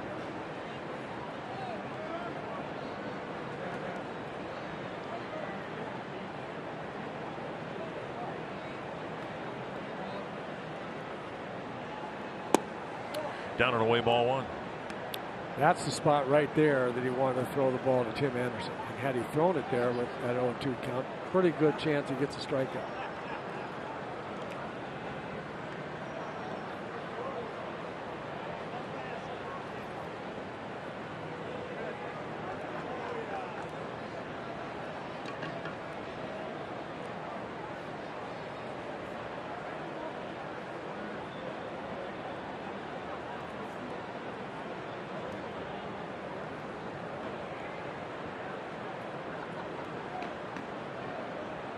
.73 pitches, 60 strikes.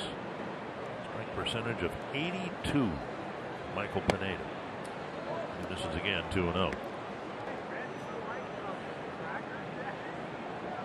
Talking about Pineda's credentials, the home run he allowed to Anderson, the 21st home run he's allowed. But again, when you don't walk people, most of them can be manageable. There's Pineda back in the strike zone, 2-1.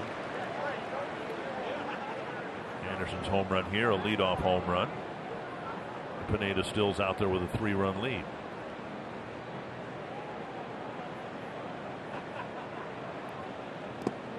Three and 1.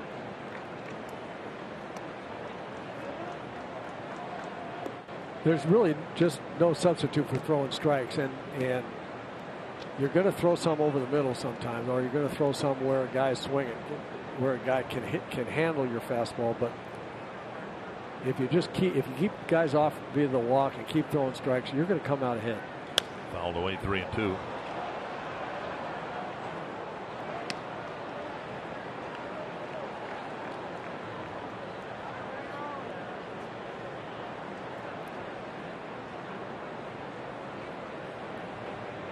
Force teams to get 3-4 hits in a row in an inning to put up any kind of bigger number. That's the most important thing. And the slider gets strike 3. 2 down.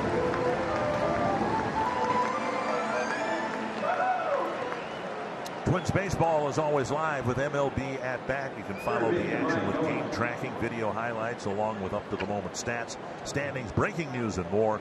Download MLB At Bat today, your #1 app for Twins baseball. 2 down now, and Ryan Goins.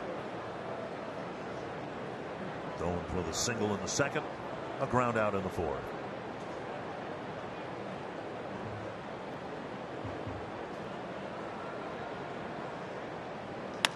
Back to Pineda. And as he did in the 3rd, he rebounds after the home run, gets the next 3 outs. Bottom of the 6th, Twins still up by 3. Home run, but now Arraez will lead off the bottom of the 6th, and he takes outside ball 1. Arraez 0 for 2, the foul pop in the 2nd. Then he swung at the first pitch in the 4th. It popped up to Anderson. Another pop-up. Garcia gives way to Jimenez, 1 away. And now Mitch Garver. Garver drove a double hard across the center field and up against the fence, leading off the 3rd. Came in on Kepler's home run, and then hit a ground ball to 3rd.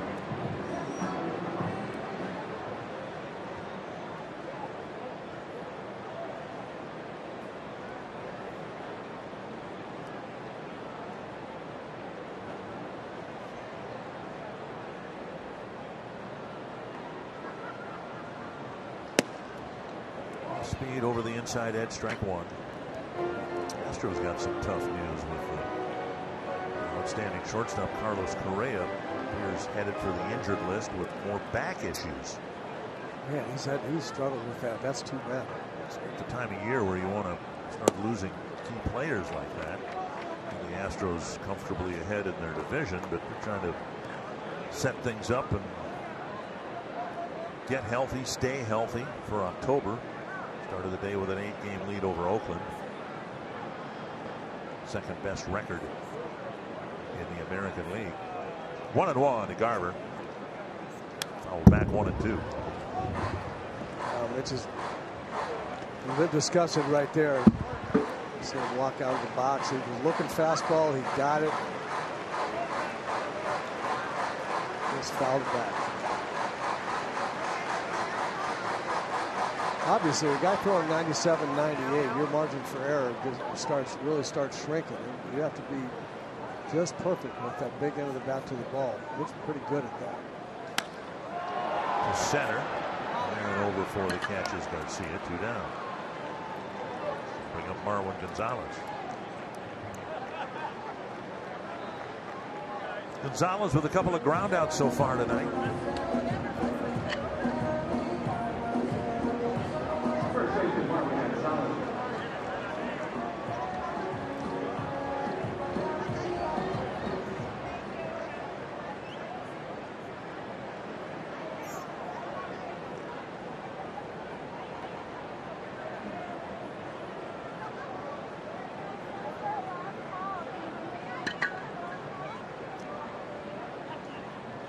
Takes a strike on the outside edge. They're off speed pitch. Yeah, Lopez doing a little pitching now. He's got a nice changeup. We haven't seen the slider too much. When he has thrown it, I've liked it. Fastball, strike 2. Saw Jace Fry getting loose in the Chicago bullpen, one of 3 left-handed relievers that they have.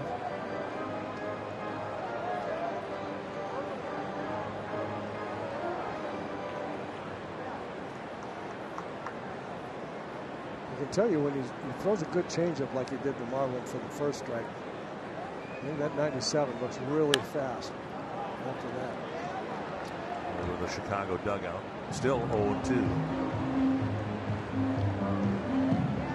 A chance to play at first base. C.J. Cron getting the starting assignment off.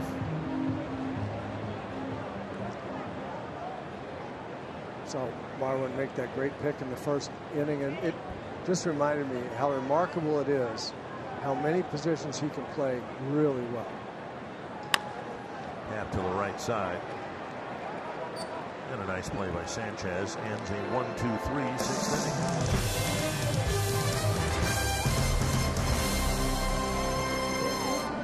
inning. No concepts. Let's get caught up in the 3rd inning. Jose Abreu. Who else for the White Sox? A 2-run shot. The White Sox had already scored 1. They're up 3-0 after that. But then in the 5th inning, things started getting squirrely. There was an error that would have got them out of the inning, and then there was a squirrel running around on the field. Stopped play for a while. But then with the bases loaded, Nelson Cruz unleashed a line drive bullet to right field. Scored 2 runs. Eddie Rosario would follow with a base hit, scored 2 more. Twins would score 4 unearned runs after Abreu's error with some great at-bats. Wellington Castillo will lead off the Chicago 7th. Pineda's out there with a moderate pitch count, delivering strike 1, 80 pitches.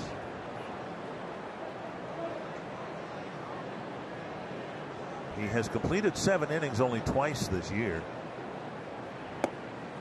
missing 1 and 1. Most recently against the White Sox in Chicago on July 26th. Another time was in Seattle back in the middle of May.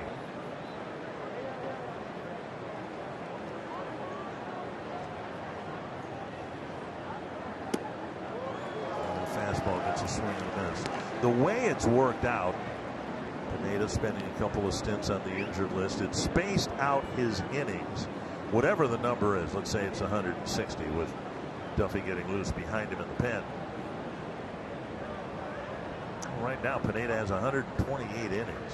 So he's had his break with the knee, then the upper arm, tricep, wave and a miss, strikeout, one away. And Castillo has gone down swinging 3 times. It's never a good time to be injured. It's never a good thing to be injured. But on the other hand, the little tweaks that have happened with Miguel Pineda really have given him a chance to get a bit of breather, get his legs back underneath him a little bit. It hasn't worked out that badly. Here's Jay. Low, ball 1.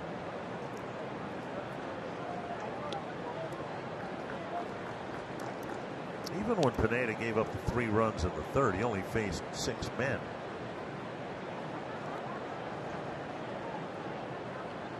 Three times he's only faced 3 men. And Rosario catches a line drive, and he might face just 3 men again here in the 7th. A limited number of spots are available to join Fox Sports North, the Minnesota Twins, and Feed My Starving Children for Pack at the Park, September 25th and 26th at Target Field. You can join us in filling children with hope, allowing them to be healthy and go to school. Plus, make a $25 donation, and you'll feed 3 children for a full month. Visit foxsportsnorth.com/events for details. Here's Matt Skoll.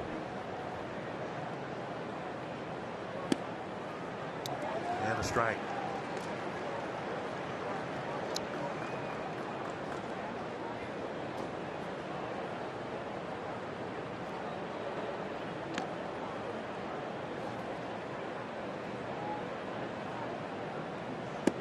And missing the inside edge, 1-1.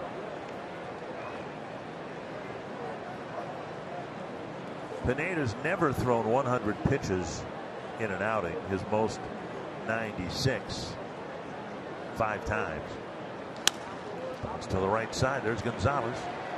There's Pineda. And another inning where Pineda faces just 3 men. And the Twins will carry a 7-4 lead to the home half of the 7th. Nice outing. Sets the 3rd time this year. Just had the rough spot in that 3rd inning, but Cruz and company bailed him out. Time for T-Mobile's connection to the game around baseball. The game's, of course, so important as we wind down the month of August. Anthony Rizzo, the Cubs leading their ball game 4-3, couple of home runs. Freddie Freeman with the Braves leading 5-1 in their game. He's got 2 home runs. Pitching side, Sonny Gray with another game where he struck out 10 or more. And it'll be Jace Fry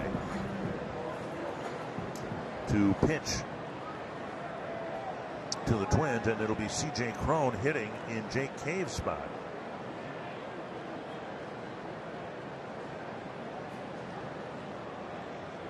Cron will probably take over at first. Gonzalez will go out in right field, and there's strike 1.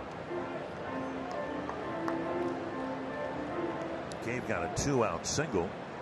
And then thanks to the error on Abreu, the Twins scored 4 times. Foul back. 2 strikes.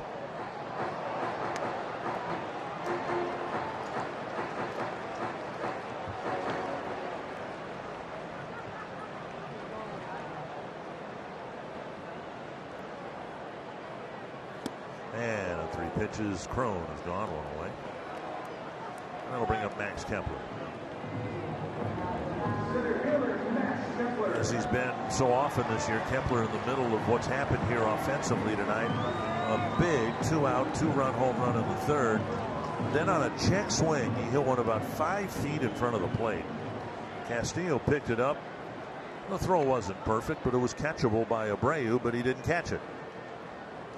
And the Twins ended up getting a couple of big 2-out hits to get 4 unearned runs. Down low, ball 1. The thing about that throw and non-catch is that had Kepler been closer to Abreu, you could see where it would have caused a little bit of a panic for Abreu. But there was plenty of time to reach over and catch that ball and get out of Kepler's way. Well, he never moved his feet. Yeah. Every once in a while you see a first baseman shuffle around and actually across, yeah. step into foul territory and make it an easier catch, but he didn't move his feet. 2-0.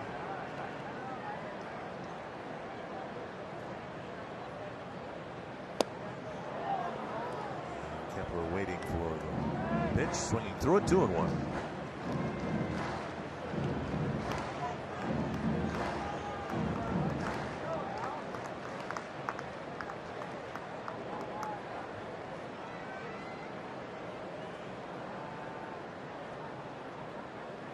And now 2-2.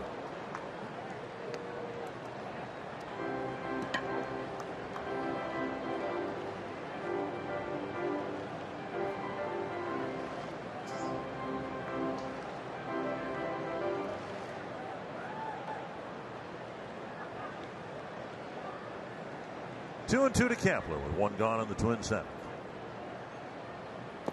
Takes ball 3.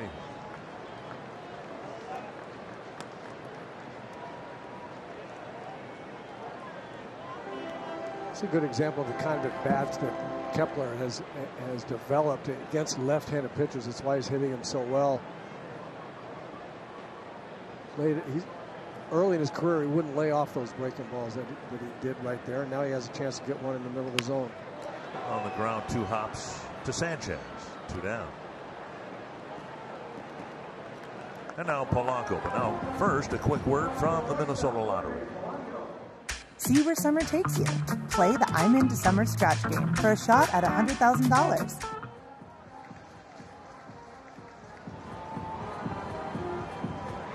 Polanco hit by a pitch in that 4-run 5th inning. Came on a 3-2 pitch. And then shortly after that, Cruz hit his double. Then right after that, Rosario hit his 2-run single. Ball 1.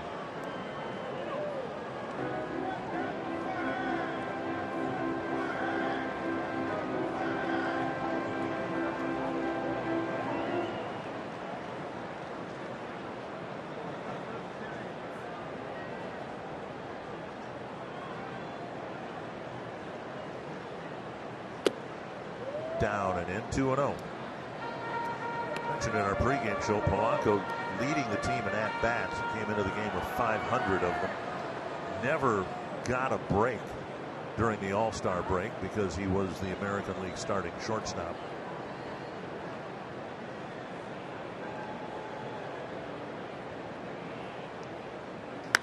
High fly, short right field. A long run for Jay, but he's under it. The Twins go down 1-2-3 in the 7th, and Tyler Duffy will be handed. Jones pitched helped the Twins to a victory. The Dominican Republic native became the 18th pitcher in history to accomplish the feat. And C.J. Cron does stay in the game and sends Marwin Gonzalez out to right field as we start the top of the 8th inning, starting with Yolmer Sanchez, who will lead things off against Tyler Duffy.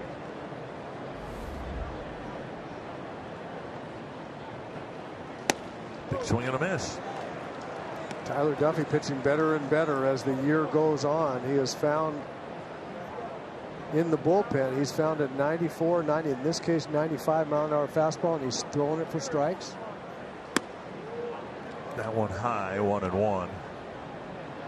We know about the good curveball that he has. Command of the fastball, as it gets better, he gets better. Bends one over for a strike. 1-2.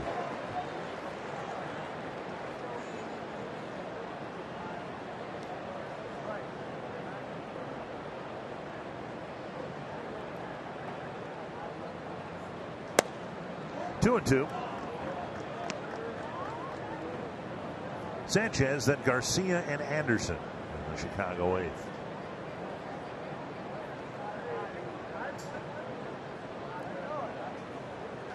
Driven to right. Gonzalez is there. One away. A well hit ball for the first out. And it'll bring up Garcia.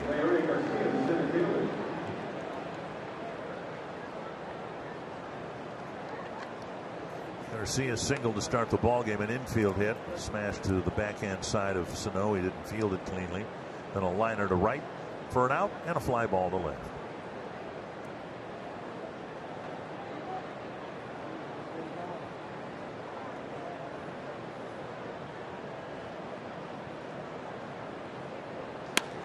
That's down the line, but foul.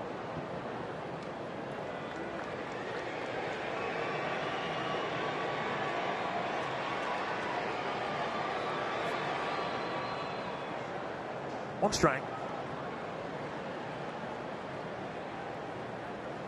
Sergio Romo getting loose.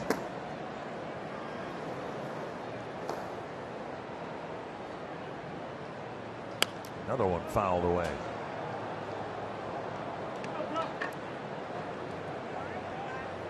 We're talking about Pineda and his 94, 95 mile per hour fastball kind of getting on hitters. I think we see the same from Duffy, and there must be something about his delivery, maybe the wide wingspan that he's got when he delivers.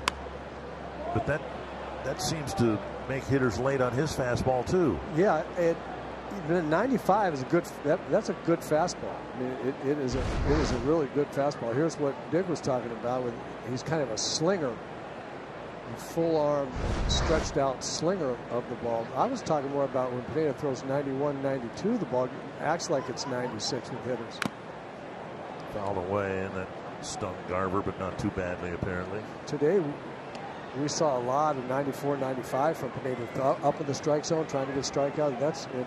I kind of get that, but I've seen him a lot. 91 on the corners, and guys are just, it's like they're shocked. Anderson on deck. And kicks away toward the Chicago dugout. 2-2. Excuse me, 1-2.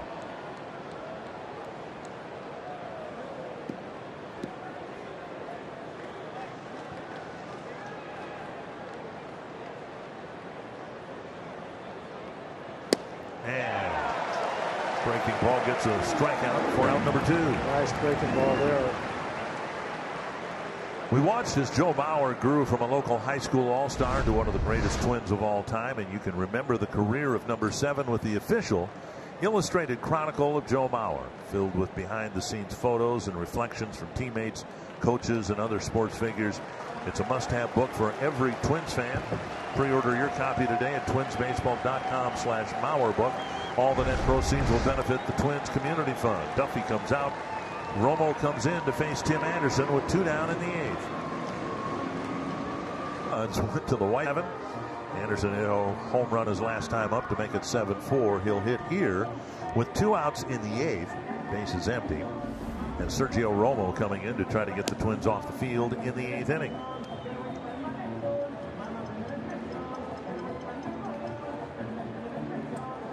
Romo done a nice job. He had the one rough outing in Milwaukee. It wasn't all his fault. The inning started with an error.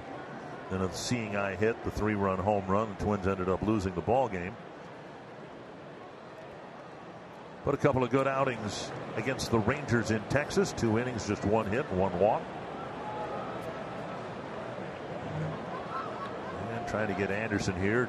Try to make Abreu lead off the 9th inning.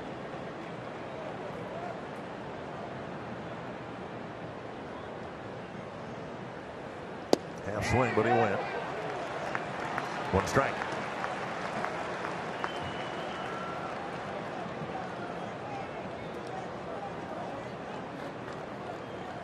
Couldn't tell whether Anderson was talking to himself, no way, or wait, which is what you have to do against Romo. And he didn't wait long enough. 0-2.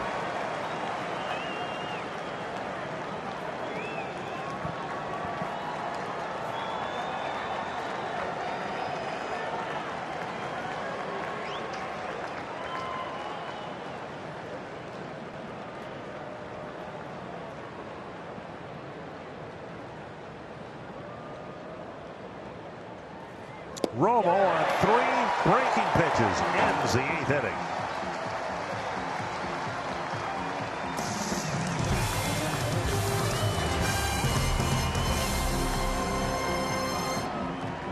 having himself a pretty good night here tonight. Coming up right after the game, we will bring you Twins Live, where we will look at part of Cruz in that 5th inning rally. Was it sparked by the squirrel? We'll dissect and attempt, not the squirrel, but we will dissect the answer. Come on now. As part of our post-game analysis, plus Michael Pineda, a very impressive 6 innings for him tonight. And we'll hear from Rocco Baldelli right after the game. No, that was 7 innings, wasn't it? 6 hits given up by Pineda. A lot to look at tonight in our post-game show coming up right after the final out, guys. Thank you, Marty. Kelvin Herrera will pitch for the White Sox in the 8th inning, facing Cruz, Rosario, and Sano. Cruz with a home run. He pulled in the 4th inning to tie the game. His 2-run double to right gave the Twins a lead. That was in the 5th inning. 1 strike.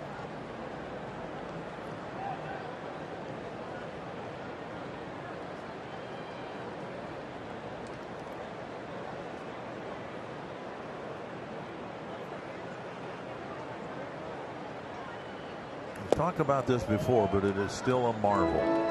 To me, a medical marvel. Cruz ruptured a tendon in his wrist. It had been bothering him all year long. And it looked for all the world that his season was over with, and therein perhaps the Twins' season.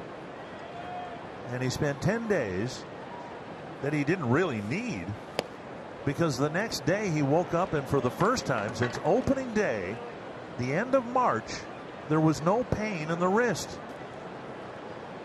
Because he ruptured something. That makes perfect sense. My goodness. It is a medical marvel. I'm sure someone can explain, a medical expert can explain it to us. But and he's jumped back into the lineup, hasn't missed a beat. 2 hits last night, 2 extra base hits tonight. That's what's remarkable to me. As remarkable.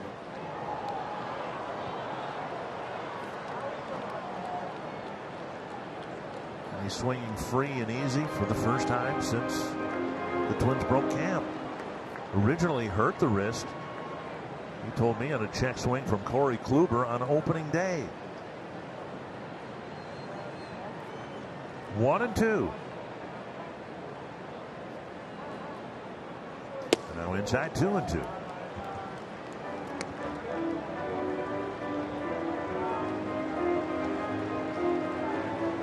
And this lineup has not struggled to score runs without him. But everybody else's at bats seem better with him in the lineup. 2-2. Drilled down the line. Might have another extra base hit. Might have another head first slide. He can go in standing up. In his last 3 at bats, he's got 8 total bases.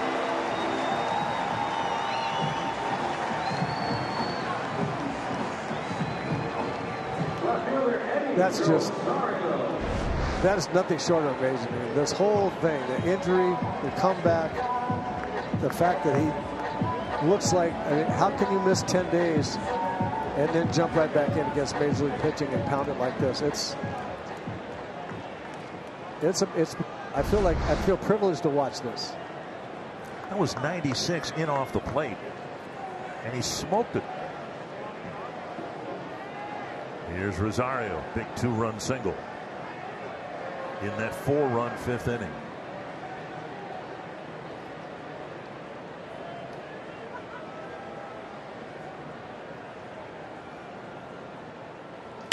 Fouled away.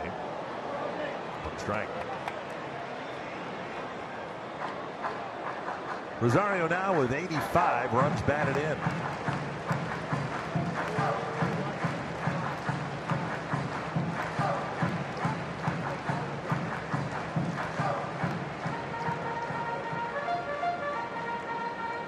Bit of a delay here, and I'm not sure what for. Rosario taking a little extra time. We're looking for squirrels. That's the default now, isn't it? I mean, if you have a delay for some reason, look for the squirrel.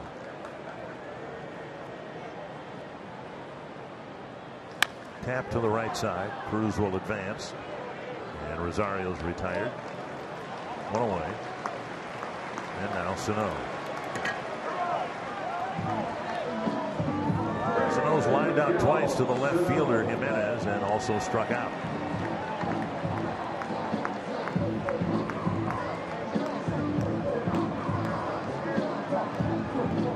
Remember Tom Kelly's old saying about let's get the guys running around the bases?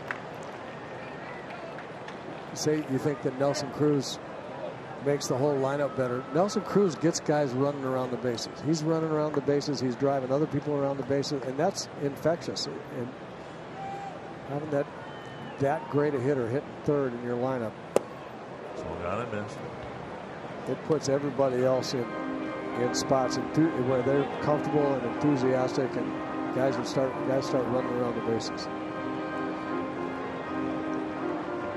That man right there, we talked about how many, Max Kepler, we talked about how many big home runs he's hit, how many big hits he's got.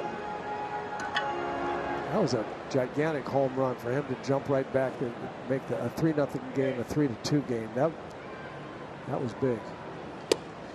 Inside 1-1. Well, down 3-0, you get a leadoff double, you get them over to third, and then you get the strikeout for the second out, and you needed something good to happen because the White Sox were already up 3-0.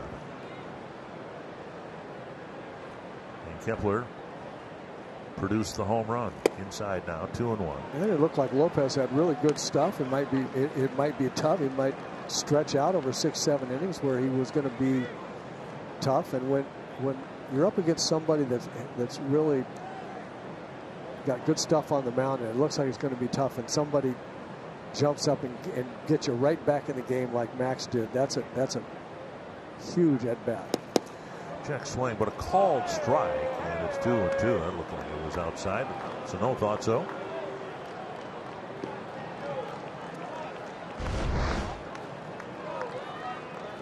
It was never in the zone. Yep.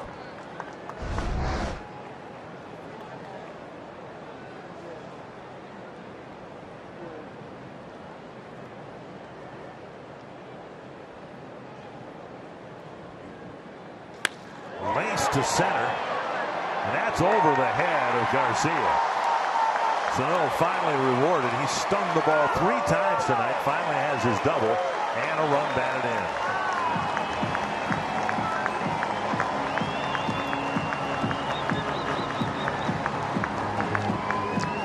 I get a big kick out of line drives off the bat of Miguel Sano and how outfielders cannot figure out that this ball is going to carry over their heads. It just punishes the ball, and the center fielder, we'll see him here, the center fielder hesitates, and then it's too late. It surprised Miguel a little bit. He left the box like he thought that ball was going to be caught, and he surprised himself with his own power. The ball had another, look at that exit velocity, 111 miles an hour. The ball had an extra booster rocket when it got out past second base. Rise. Pounds one foul to Tommy Watkins.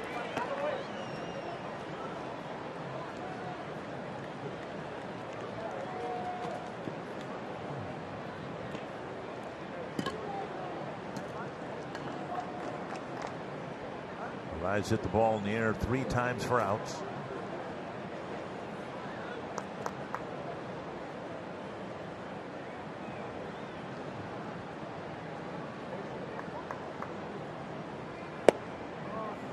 And now 1-1.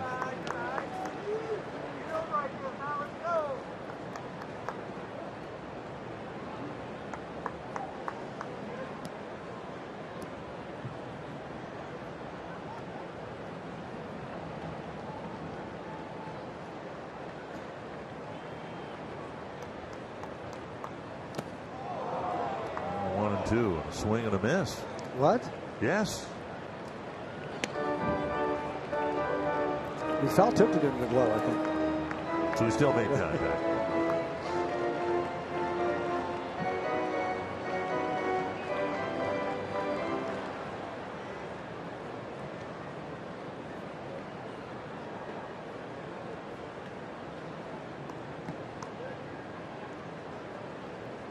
One and two to Arise with one down. 2-2.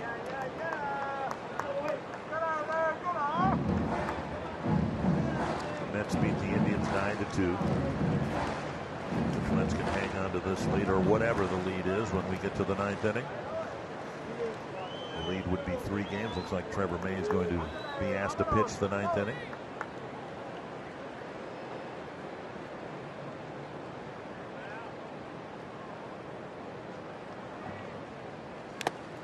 And another foul tip, and then a piece of Castillo. Try to loop that off.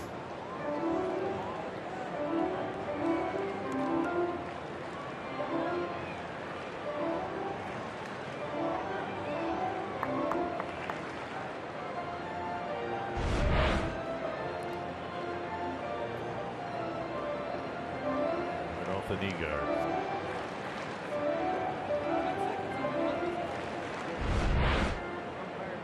Those things, they prevent serious injury, but they don't prevent pain.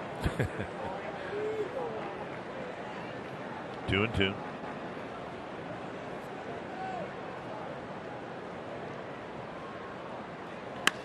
Base hit, right field. Sano will check in at third. And Arise with a sharp single to right. The Twins have 3 hits against Herrera here in the 8th. And now Garver.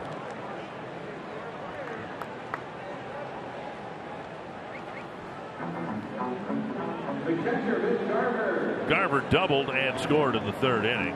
And then since a ground out and a fly out.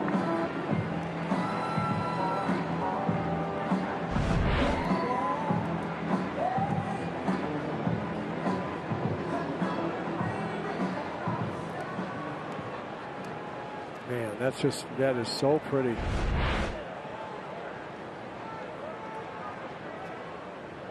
$26,798 the paid attendance tonight. Mitch Garver with runners at first and third and only 1 out. Breaking ball over.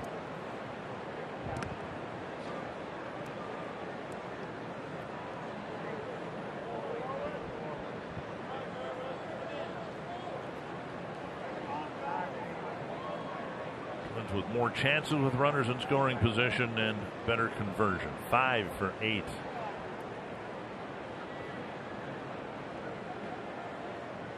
Fouled back, 2 strikes.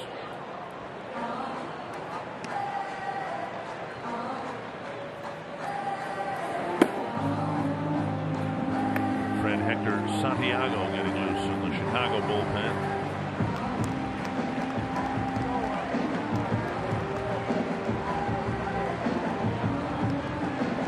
2 quick strikes to Garver.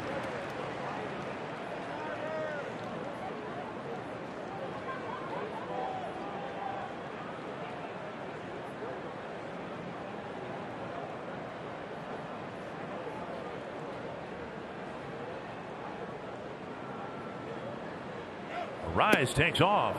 There's a swing and a miss. And Arise will get credit for a stolen base, but now 2 are down. It'll bring up Marwin Gonzalez. If you're game for a little excitement, head to FoxSportsNorth.com. Submit a photo and message for the opportunity to be featured in the Minnesota Lottery Winner's Circle during our broadcast and receive $100 in scratch tickets. With the Minnesota Lottery, every day is game day. Gonzalez has had a quiet night at the plate, 3 groundouts, and in fact he'll be intentionally walked to bring Cron to the plate.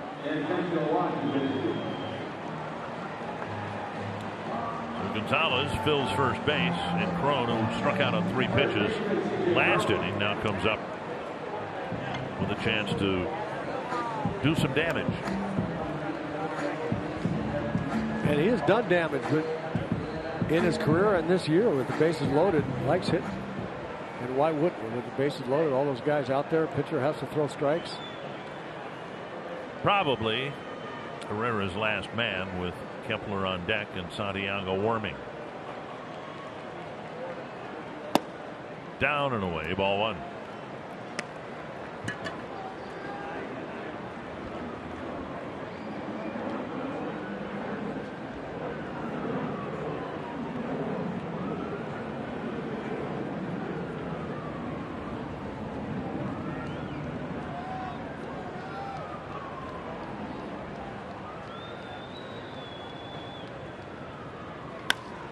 fly, center field. Going back is Garcia.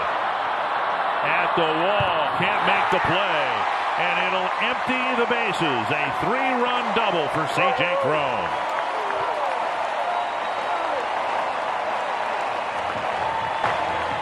And the Twins add at least 4 more here in the 8th.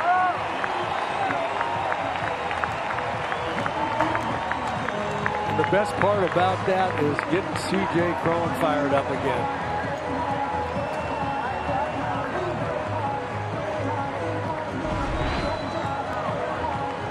Little breaking ball right in the middle of the plate. He worked on breaking balls today with the machine out before regular batting practice. Hit a bunch of curveballs, looking at him. Well, he got a good look at that one. Hit it off the right center field wall. Twins have opened it up. It's 11-4. Cron has opened a double at every game. Businesses of all sizes gain an edge by hosting their prospects and clients at a Twins game. Take advantage of all that Target Field has to offer for your business with special group seating arrangements. Learn more at twinsbaseball.com/groups or call 800-33-TWINS. Ask about a Twins Target Field group outing. Hector Santiago to Max Kepler with 2 down in the 8th.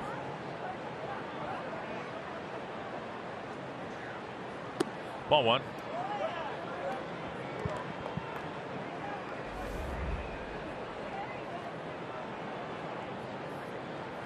Kepler with a 2-run home run that started the comeback.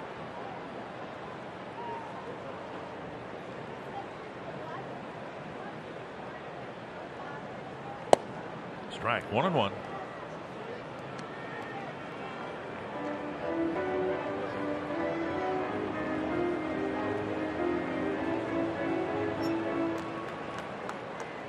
Look at that. 8 home runs against the White Sox. 19 runs batted in. This is just the 12th game.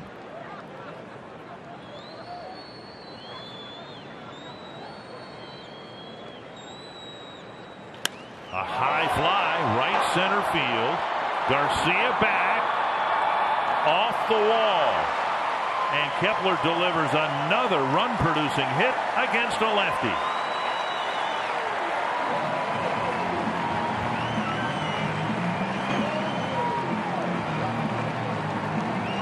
Cron scores easily, and it's a 5-run inning.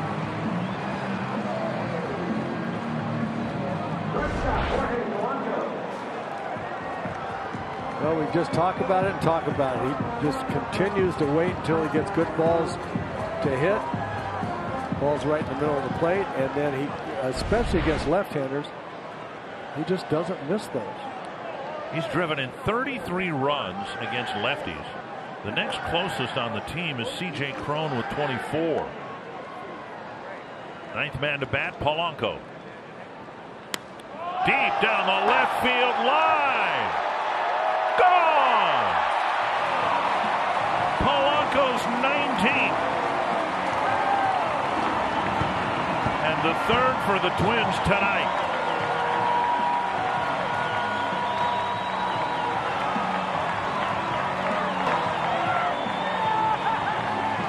The Bomba squad is back.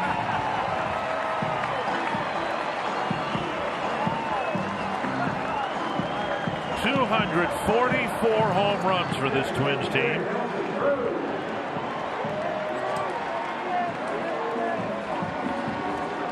Kepler got one. Polanco got one. Cron with one. And it's 14-4. And now Cruz, who has a home run and 2 doubles in his last 3 at bats.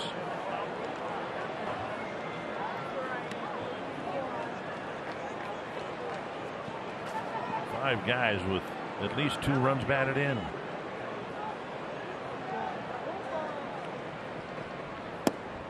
The knees, 1-1.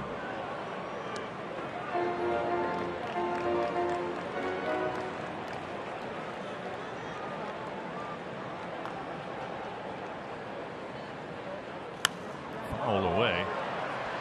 Cruz right now hitting at .301. Coming into play today, there were only 8 .300 hitters in the American League.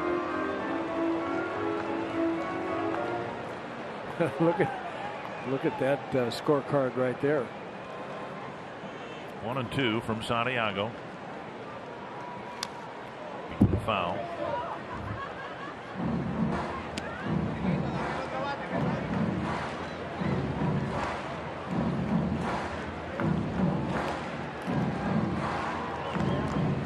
Cruz doesn't have enough plate appearances to be in the top 10 in the American League in hitting because he spent 5 weeks on the injured list.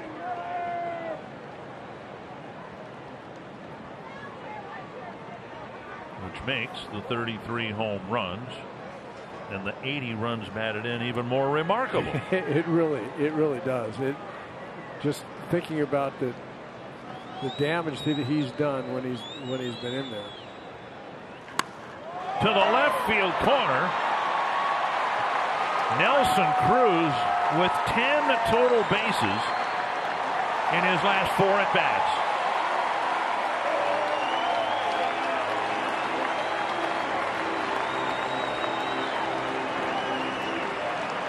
You know, I start worrying about the law of averages now in terms of runs tomorrow. I mean, I want all these guys to continue to hit, but man, that wasn't a bad pitch. Went right down after a little slider. Here's Rosario.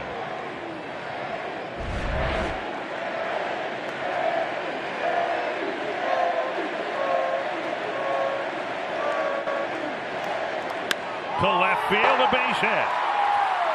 Cruz is going to be held. And Rosario has his second hit. And Hector Santiago hasn't retired anybody yet. A double, a home run, a double, a single, and White Sox still looking for the third out this inning. Sano doubled in a run earlier this inning.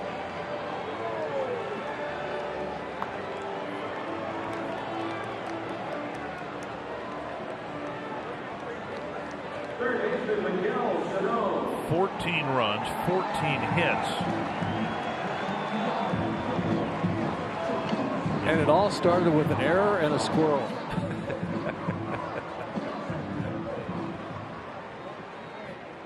Well, the Angels for years have had the rally monkey going back to what, 2002 when they won the World Series. But to my knowledge, they never had an actual monkey on the field. I don't think so. Twice in the last 2 nights we've had a guest appearance. And who knows whether it's even the same squirrel. There might be a family of them running around here. Rough outing for Santiago. 1-1 to Sano.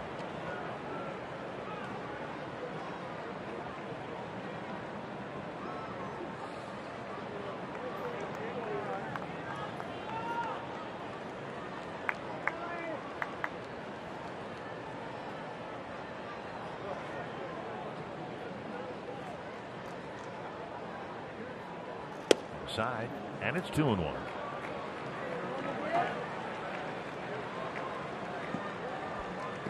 No activity in the White Sox pen. They're going to let Santiago eventually finish the 8th inning.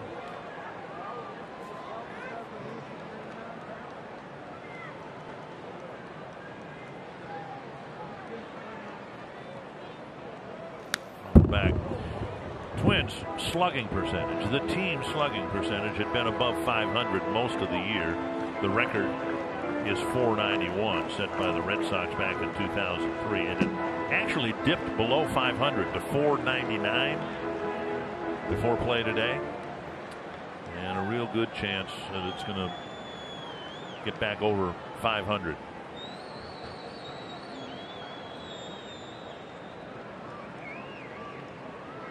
2-2 to Sano. And now 3-2 with our eyes on deck.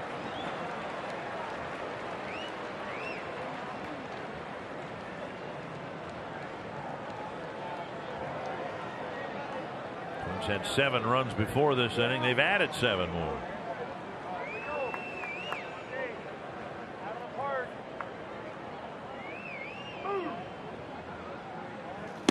Sano strikes out to end it. But the Twins break it open with a whole cluster of extra base hits. And it's 14-4.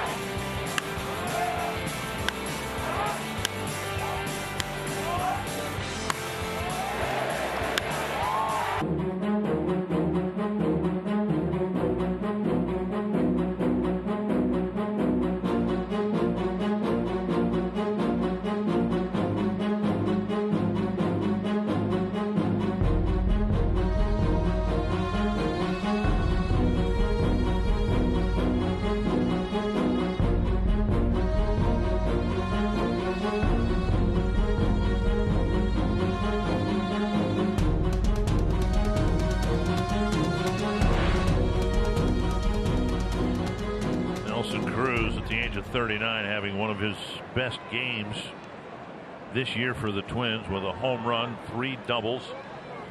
And the Twins now lead by 10. Jose Abreu will lead off. This is not Abreu. It's Adam Engel hitting.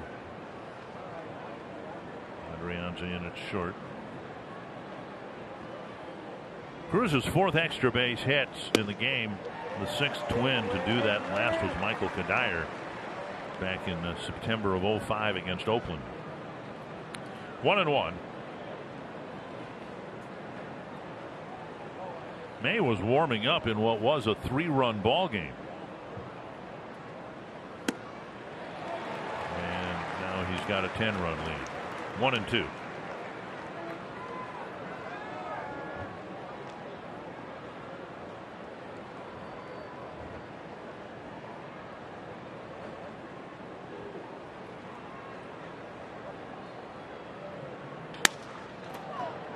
Sano. Rockets his throw across the diamond, 1 away. Now quick timeout with Tria.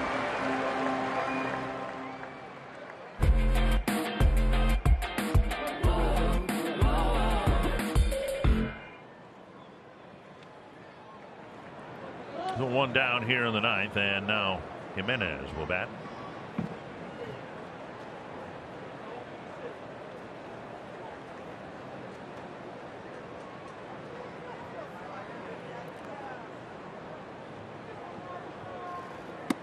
Up high, ball 1.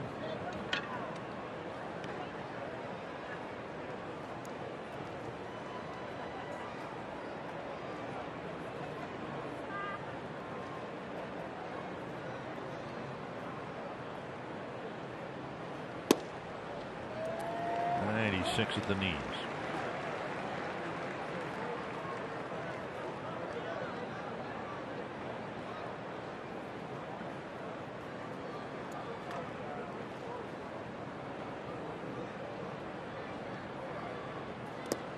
Off the plate, 2-1. Got a noon game tomorrow. Jake Odorizzi will go for the Twins.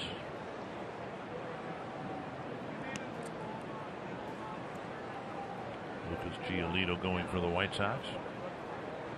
Yeah, another challenge for the Twins hitters. Popped up. Crone crossing the line with room. 2 away.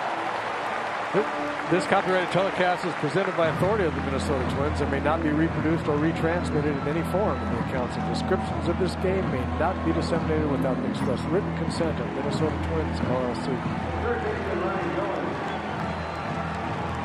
Goins the batter, single back in the 2nd inning, and then a couple of ground balls have followed.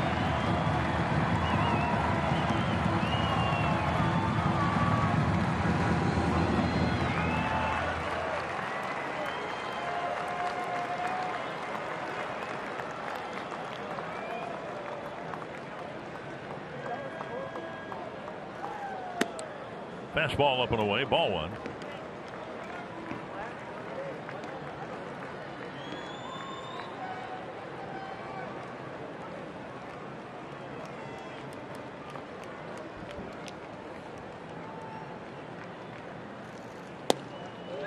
The outside edge, 1-1. day game tomorrow, then an off day on Thursday. So the Twins bullpen, which is in pretty good shape to begin with, should get some rest, some time to recover. It's foul. I like the way Rocco used the bullpen tonight after 7 good innings from Michael Pineda. Tyler Duffy with 2 outs. Tim Anderson comes up. He's the hottest hitter on the White Sox club. He brings Romo in, strikes out Anderson, and it was pretty much done at that point in time. I thought that was a nice use of your arsenal out there. And at the time, it was just a 7-4 ball game. Right. Still within striking distance. Right. High fastball at 97. Goins got a piece. Yeah, pretty good job by Goins. That's a strikeout pitch right there, and he got a piece of it.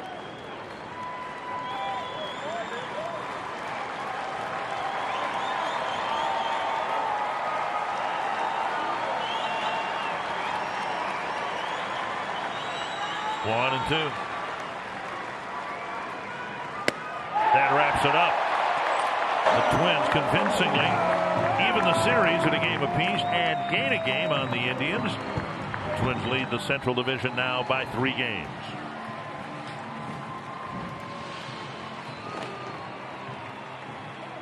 Quite a night for Nelson Cruz and the Twins. The Twins Live coming your way next.